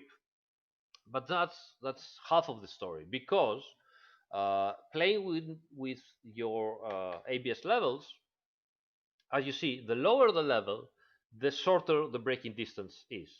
But the shorter braking distance doesn't really means a lot if when you're turning, the the tires keep locking and you have to modulate manually. The computer will always be better if you find the correct level from you modulating, but you need to work together. Okay, so what you need to do here is to find the correct level that lets you brake in the shortest possible distance and also keep your tires from locking while you modulating the braking and trail braking when you're turning in. Okay, this is important because at the initial turn in is where you start rotating the car. If it will also change the handling of the car in that situation. If it it modulates way too much the ABS and doesn't brake enough, so that the tires do not slip enough longitudinally, they will have tons of lateral falls, which will mean that your car will have lots of turning in. Okay, but you will have longer braking distances. If they interfere less, it will mean you have less braking distance, but when you turn in, they will keep sliding a little bit too much, and obviously asking longitudinal grip means that you have less lateral grip, which means that you will go wide a little bit if you're not modulating with your foot. So, for the guys that complain that they have understeer when they turn in, my advice is go with your ABS level up to I don't know 6, 7, something like this, and you will notice that you have more turn in, even in dry asphalt. For the guys that want shorter braking zones and can handle the braking modulation with their feet, I would say go back to as low braking ABS level as possible. Obviously, in a raining situation, I would say do not go under 4 or 5. In a dry situation, I would say go as low as 2 is the best you can do. Uh, 1 is probably way too low level for even the best drying situation. So, all right, we'll explain that. Another thing that you need to know about ABS. Um, for various reasons, one of them is to keep of torque vectoring. Okay, the ABS modulation is independent for all four brakes and all four wheels, but not completely independent. So it cannot happen that the the um, the ABS will let 100% braking on the left front, and which is gonna be the outside tire, and will have 0% braking on the inner front to keep it from locking. This is not happening in real life. For the reasons that I said before, like torque vectoring and problems in the system and the stability issues and safety reasons and all of that, the system will arrive at max at about 30% difference. Sorry, 30% minimum at the inner wheel. So you can have 100% at the braking at the outside wheel, and if the system understands that the inner wheel is locking, it will apply down to 30% braking, but not less. Sometimes 20, but not less. It will never arrive to 10 or 0. Okay. This is the reason that even in the best situations, which we're gonna go now, you can have the inner wheel locking even if you have your ABS on. And this is obviously simulated in Assetto Corsa Competizione. This is something, for example, that wasn't simulated in Assetto Corsa 1. We didn't know about that. in a certo corso competizione is simulated. So let's go into Misano, which has the nice first bend, uh, so we can simulate this thing. Excellent. Alright mate, this session is about consistency. Try to be fast, but don't push it too much over the limit. Right, so let's start with the aggressive setup here. Drive, okay? So, the aggressive setup has the ABS at 4. I will leave it at 4, okay? Let's do a couple of turns to um, heat up our tires and brakes, most importantly. Green line, go, go.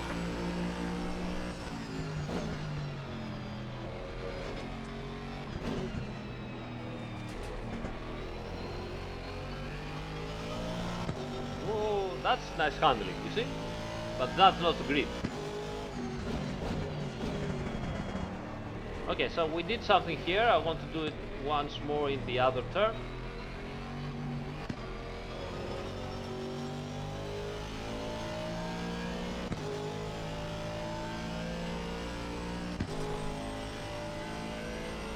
Braking, braking, braking very late, and into the turn. I didn't really made it as I wanted, but we'll do it. Maybe into that one. Brake late. Yeah. You see that I also went wide. So let's see the replay here. So again, optimum track, lots of rubber down, lots of grip, ABS at 4, not even 1 or 2. Okay. So let's see at the replay what happened. Let's go into this side and have a look at this tire. Let's go like that. Okay. So already here you can see at this braking zone that I was braking way too much, and you see a little bit of lock at the inner wheel, at the inner tire. Let's move forward a little bit. Here it didn't happen, and then I overdid it on this last turn, and let's see what happened again. Braking, braking, braking. Oh, lots of, you see how the tires locks. The ABS sees that it's locking, but it will still apply the brakes. It will still apply the brakes. It will not let the brakes 100%. And at some point, it will regain grip, and then it will manage to rotate the wheel again. But it will never go like 100% at the outside that has all the load and grip, and 0% at the inner. Uh, Obviously, this happens at very, very specific situations, extreme situations. You already, you know, understeering way too much, but it can happen. It can also happen at some turns where you have lots of camber in the road. Much elevation from one side, less elevation. So you might have the front inner wheel going a little bit airborne. The ABS will not completely let free. It will keep it locked, so you go down again and locks. And that's why if you keep doing it lap after lap after lap, at some point you might flat spot your tire. So be careful. If you have a specific turn that you feel that you are locking a tiny bit the turn, one time or two times or five times might be nothing serious, okay? But keep it in mind, try to modulate your brake pedal with your foot properly, because if you do it for 1 hour of full 1 hour stint, then you will arrive at the end of the stint and you're gonna have a flat spot on that tire, which is bad for you, your driving and vibrations and everything. Okay, so this is ABS practically. It's pretty complex. It works like that. It's different from car to car, which means that level 2 in one car it's not the same level 2 in another car. It might be similar because the brake computer, the ABS systems are pretty much the same for all the cars, but they might have some differences. So some cars might be equal, some might have some differences. the differences are minimal. They're not big things. All right, let's go back. Um, Return to garage. So that was the ABS. Again, Alright, this as I session is said, about consistency. uh, Try to be we fast, but try don't to push it to the simulate limit. also the problems that the real ABS has. So the frequency is similar. We also, although we do know that that's the thing that what I was saying. In reality, the system does not know the sliding of the tire. It tries to do an estimated guess. In the simulation, we perfectly know what the sliding is because it's part of the physics engine. But we try to not make it perfect. We try to make it with a little bit of variation or randomness or things that are not exactly get taken from the telemetry of the sliding. So we try to do that stuff. Yes, ABS is independent for each wheel. I just saw the question right now. Okay, so let's go to traction control. Traction control has gone through many iterations in Assetto Corsa Competizione. Again, trying to make it as advanced as possible with the real cars because um, in real GT3 racing the rules are pretty set.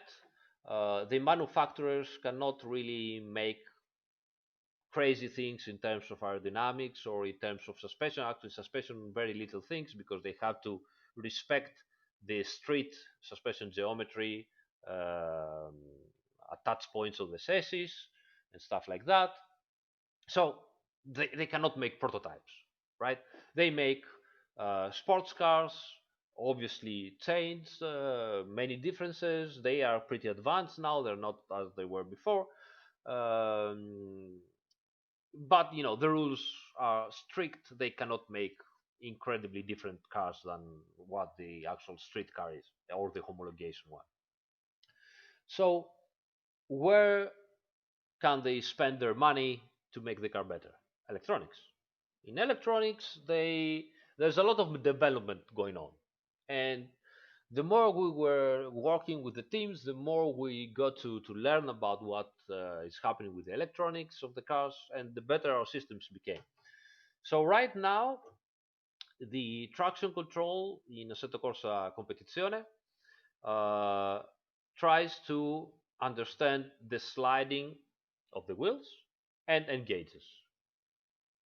But uh, when when the sliding is too much, it simply cuts the ignition, and you get the typical crack, crack, crack, crack, crack, crack, uh, of, uh, of of the traction control engaging. Uh, so let's get again on the wet asphalt so that I can show you some of that stuff. All right. Um, Alright, mate, this session is about consistency. all right. Try to be fast, but don't So push it too much over the limit. wet preset. Okay. Right. Let's start the car.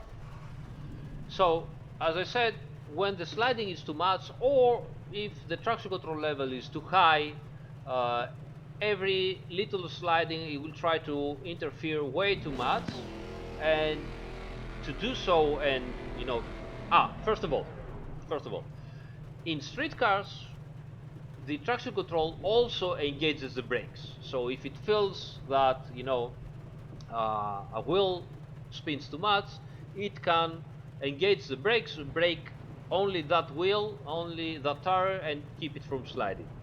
In racing cars, GT3 cars, it is not allowed by the rules to engage the brakes.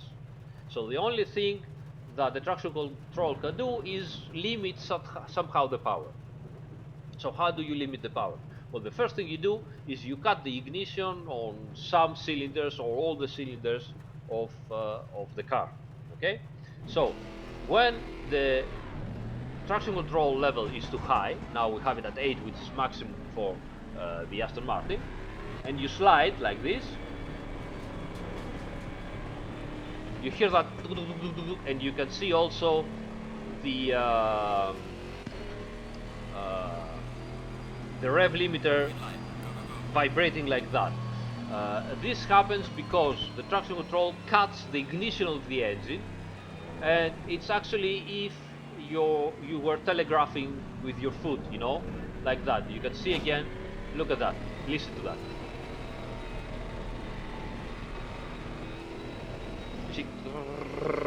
So this is because it feels that the sliding is way too much, okay, and tries to cut it, okay. So this is obviously in extreme sliding situations, and this is traction control one, and in all cars happens like that. Now, there's also a different situation that happens, and we will go back to dry track to demonstrate this.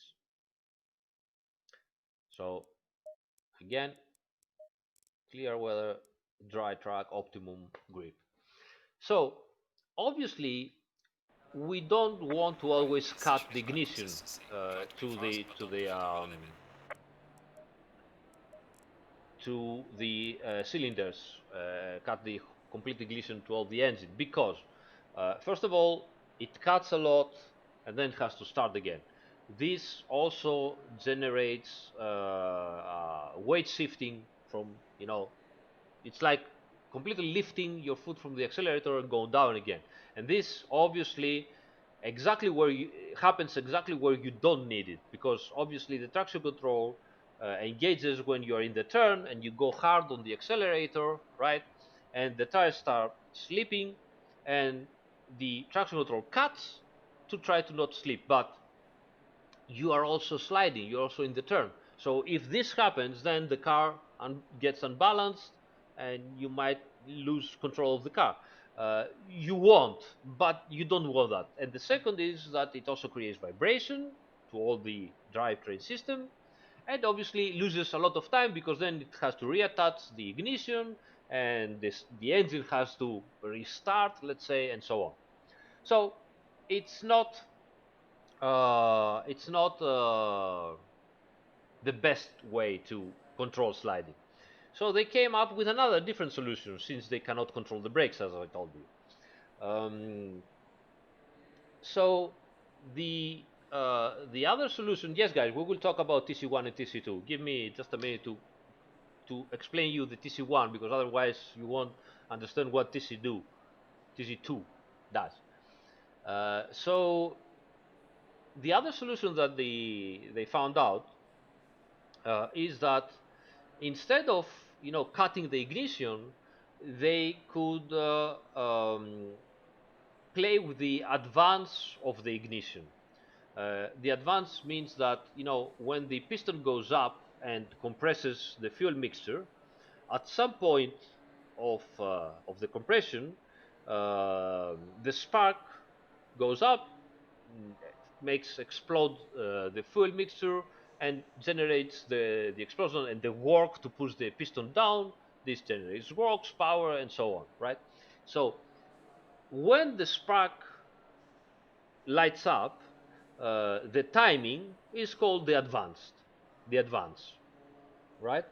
So you can put it at the perfect place and you have the most power, or you can make it a little bit earlier or later, and you generate a little from where the piston goes, so from where you have the maximum compression, and this generates a little bit of less power.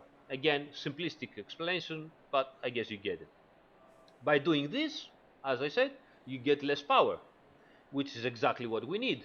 Because to have less sliding, you need less power. It's something like, instead of going up and down to the accelerator, you are modulating the accelerator, which is exactly what we need. So yes, exactly, the timing. Sorry about that. I couldn't find the correct wording. So advanced timing of the ignition spark. So this is what they do with the traction control now. And to do that, they don't only control the sliding, but they also control the how fast the car starts to rotate. So if they see that your inputs, steering wheel, is fast and the car starts to rotate way too fast, then the control system will understand that uh, the car will start to slide, and instead of cutting completely the timing, they will start to generate less power, so that even if you go on the accelerator, you know, it doesn't give all the power but modulates a little bit, and that makes the car easier to handle. um, let's see this. All right. Oops, I managed to kill the engine. Low tire pressure, stay away from And cars. also have low tire pressure. Excellent. So let's see here. So I don't know if you can see it, guys, but control my RPM when I'm start sliding.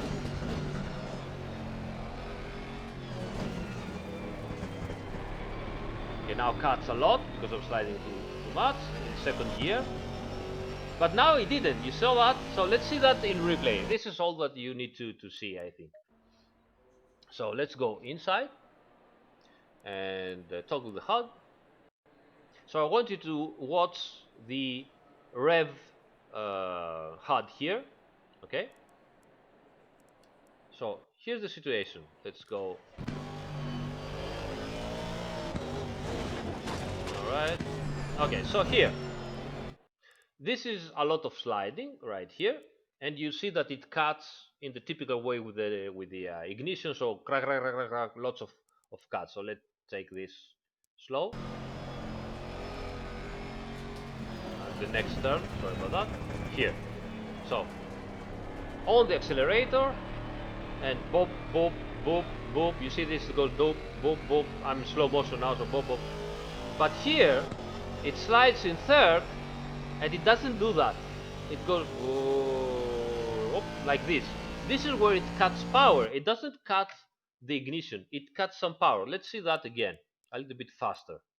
So 5 seconds behind here. So let's see that again. So whoop, whoop, whoop. And then modulation. See, it didn't cut.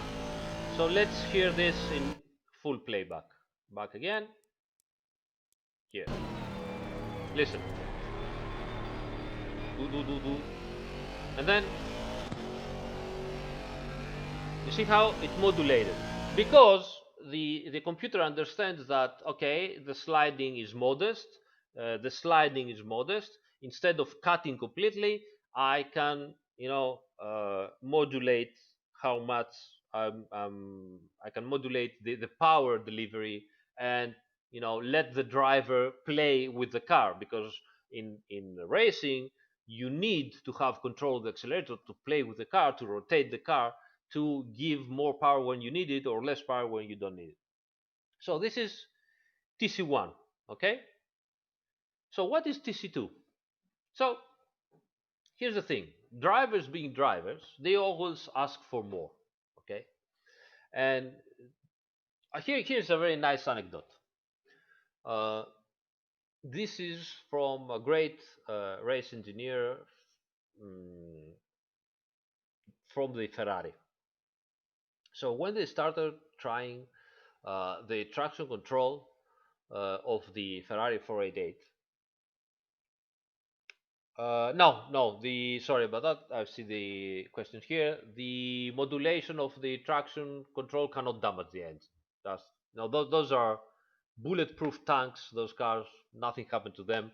Uh, the Ferrari GT2 ended the 24 hours of Le Mans with the engine over 130 degrees Celsius water temperature, because they had issues with the radiators. No problem. So those cars are really, really tough. So they were trying the traction control, and they would put the first program. Well, keep in mind something. Now we have our levels.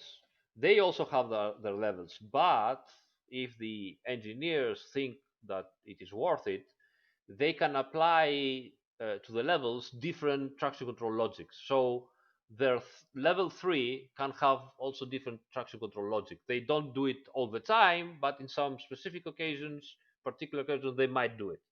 So it is what it is. We don't have that in the simulation. Level 3 is always level 3 in all conditions, into the simulator on the specific car. Level 3 on the specific car, level 3 on another car is different. Okay, so they were trying this thing with the driver, and the driver, as usual, drivers being drivers. What is this traction control? Ha ha! I can be better than that. Or down to level 1, and let's try that. Mm. Okay, so try this lap time. Okay, good enough. How is the car? Well, it's a little bit twisty, but I can control it. Okay, so what do you say if we, move it upwards? Okay, let's try. So move upwards, 1 level, 2 levels, 10 levels upwards. Every level they would put up, the driver would be like, yeah, too much interfere, but the lap times would go down. And when the lap times go down, both the engineers and the professional drivers are like, oh, this is much better. This is much better. I can feel the driver. Depends on the driver. Driver that knows what he's doing might tell you, I don't like the car, but it is better in the lap time, so we keep it. Other drivers might tell you, lap time is better. Well, of course, because I can feel the car much better, so it is what it is. The engineer, obviously, it's what the chronometer says. It might use a completely opposite setup of what logic and theory would suggest. If the chronometer says that the lap time was better, then that's the correct setup to use. So they went up and up again, and they ended up using the highest level of the traction control as level 1 because it was so much better. But still, the driver didn't like so much. So that is how more efficient the traction control is, especially on those cars that have so fast and low inertia engines. To give you an example, the modern engines on the street cars and GT3 cars, which is very close, have so little inertia, and they're so fast going up and down the revs, that they are practically identical to Formula One engines from the 2000. It is that fast. They're extremely low inertia engines. So anyway, um, as I say, they were using lots of traction control because it was faster. But the driver didn't like it. They didn't like how the traction control would modulate and cut. Okay, in specific situations. So the first car to have two traction control systems, traction control 1 and traction control 2, was the Ferrari. And what they did is that they gave the driver the possibility to change the traction control 2. Traction control 1 controls when the traction control will cut, all right, and how much it will cut. So when, depending on the sliding, depending on the rotation, acceleration, and everything, it will understand that, oh, something is about to happen and I'm losing control, so I will cut. This is decided by the traction control 1. Now, traction control 2 says, okay, traction control 1 decided that it is the time to cut. Now, with traction control 2, I will decide how much I will cut. So, for example, um, traction control 1 might say, okay, I need to cut now. And until then, until, when we had only traction control 1, all the logic, would say so, traction control 1 would cut and would cut 100% of the accelerator. With traction control 2, you could say that, okay, cut now, but instead of cutting 100% of accelerator, cut 80% of accelerator and leave 20% more. So traction control 1 decides when to cut and for how long, and traction control 2 decides how much to cut, how much power to modulate. Okay? Now, what is happening? For the cars that have only one traction control, this thing is already in the logic. So, for example, level 1 will cut less, will cut later, and will cut less. Level 5 will cut sooner and will cut more. Okay?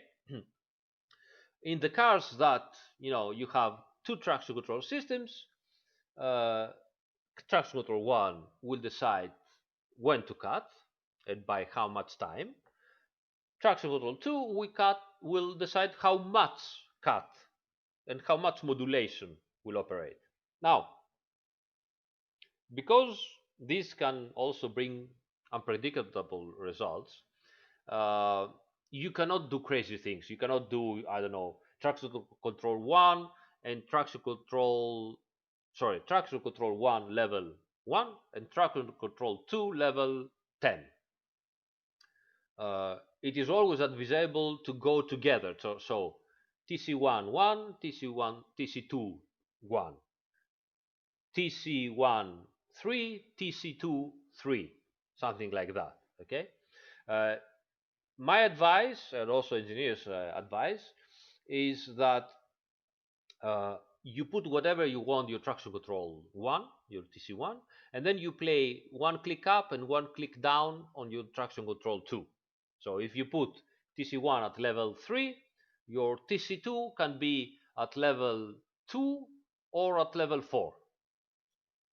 So level 2, level 3, level 4, something around there. This is the best scenario to also feel something. If you do something extreme, you might not feel it as you would expect because unpredictable things might happen, or because the logic doesn't permit it, because you might go into two extremes, but the logic will bring them back down to a more, average situation. So this is more or less how the both traction controls work. Let's see if I can show you something about that. Okay, so whoa, whoa, break, break, break, break. Where I'm going. All right, so I will put traction control 1 to level 3, like this. No, that's the ABS. Sorry. Oops.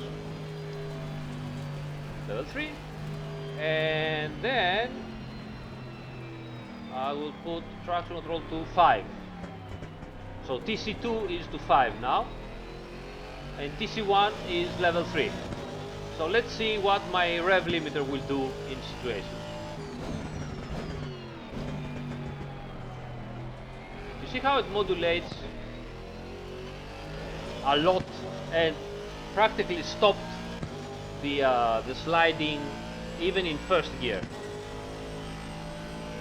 So it tries to understand that even at the slightest sliding, it will modulate a lot to keep me for spinning the wheels and sliding a lot.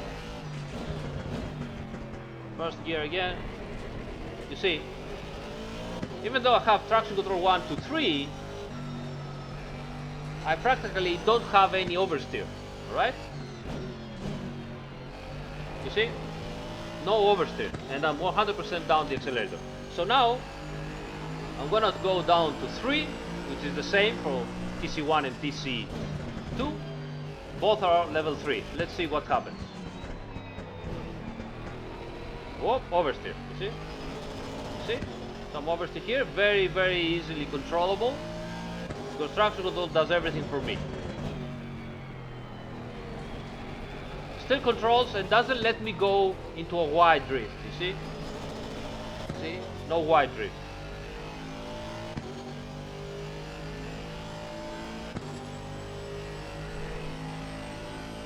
So braking again.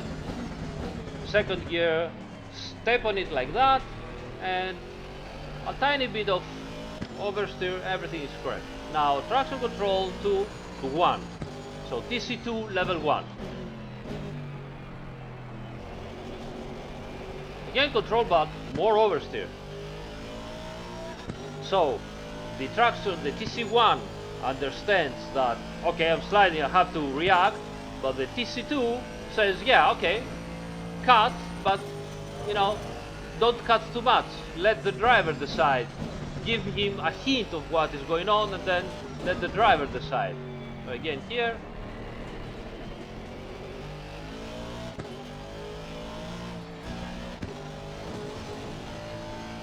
Because practically now my tires are in temperature, so it doesn't even the car doesn't rotate anymore.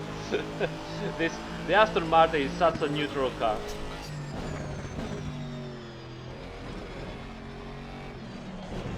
Oops. You see how it modulates, right? See? Oh, modulates. But it keeps going, keeps going. So this is it, practically. This is it all about the traction control system. Last thing is the Alright, mate, this session is about consistency. Try to be fast, but don't push it too much over the limit. so last thing is the echo maps. So the echo maps is something that, yes, I know everybody is asking why don't you put the so first of all, the echo maps are mainly different accelerator pedals graphs. Okay, so instead of having uh, the accelerator going, for example, if I press the accelerator by 50%, okay, if it's linear, I will get 50% accelerator pedal. If it's not linear, I might get the accelerator pedal at 50% movement, and it might give me 60 or it might give me 40, and then it might change again. So it creates different graphs. And that's the first thing that the echo maps generate, a different response of the accelerator to your inputs. A second thing that they do is that they change the engine response and a little bit the power. So you have some qualifying maps that are fast, and you have some race maps that are a tiny bit less powerful. The changes in the in the power are minimal, except on some EQ maps that you see written that they are maps for pace laps, pace car laps, or for the pits, or for extreme fuel saving, stuff like that. Usually, from one EQ map, like qualifying EQ map to race EQ map, you're gonna lose 3-4 horsepower. That's all. Not more than that, because I mean it's an EQ. The engines are already made as efficient as possible. It's not that you can make miracles, but you can have more important fuel savings. For example, subcars going from the qualifying to the race EQ map, it can save you 10 or 20% more fuel, which is important. Uh, so that's another situation. So I want to reply to something that everybody asks, and it is that why we don't put the explanation of the EQ maps inside the simulator, and we keep having them in the forums on the thread. So first of all, practical issue. Even if I put the EQ maps explanation in here, and you have them here, tell me what that matters to you when you're driving. You still don't know, right? So it's better to have them somewhere, right? Because at least if it is on the forum, you can print it or put it on your tablet or your phone, and you can have them handy. If they are only into the game on the setup screen, then when you're driving, there's no use. First thing. Second thing. Oops, sorry about that. Where was it? Restart. So when games Alright, like this Assetto session is Corsa about Competizione consistency. Try to be become fast, an but don't push it international over the brand, limit. and we have a publisher, then it is a necessity to have every little thing translated in all the languages. And by languages, I mean tons and tons of different languages that, unfortunately, I do not know. I'm talking Chinese, Korean, Japanese, German, Russian, whatever, all languages that I simply don't understand. Now, my experience, because I was responsible for some of the translation in Assetto Corsa 1, and by responsible, I don't mean that I made the translations, but I was responsible of the team that made the translations. So when you do translations, you go to a team of translators. They are practically agencies that do the work for software houses like ours. And those guys are great guys, great knowledge of their language that they have to translate, but they are not car engineers, right? They know usually nothing about cars, or maybe just one guy knows something. Okay, so you have to explain them in English and start to make them learn setup engineering and car handling and stuff like that, so that they can pick the correct words to translate everything I write in whatever language they need to translate. And if have an error, then they have to, I have to edit it, and they have to edit it too. And if I have something, for example, we've changed the traction control in the eco maps, we made improvements on the traction control, so we needed, let's say, to add more text. They had to translate that again. You have to explain them, and you have to do that for each different guy that translates in a different language. That means a lot of work and a lot of money and a lot of my time, which is better to use, by making the game that you all guys love. So some of that stuff, at least for our type of software studio, is not possible anymore if we need to, translate the whole game in all the languages. And I stop you before you guys start asking, why don't you do it just in English? We cannot do that. If you have a publisher, you need to publish to all the different countries. You have to make it on different languages, and it's not possible to not do that for just a part of the user interface. So there are many little things that are different when you are doing a bigger project and not anymore an indie self-published game that you can even let the community translate everything alone. This is not possible anymore. So yeah, there are difficulties like that. So there you have it. This is the electronics page. By the way, the telemetry labs. If you want to have telemetry from Motec, you need to raise this. This is labs. The more labs you put, the more labs it registers into the telemetry. So this is it. Tonight we didn't drop too much, right? We had so much theory. I don't know if you guys like that. Maybe we have to change this. So maybe on the next stream we are going to do something easier to to understand, and more driving, so more fun for everybody. Okay, so let's see if there are any questions. La, la, la.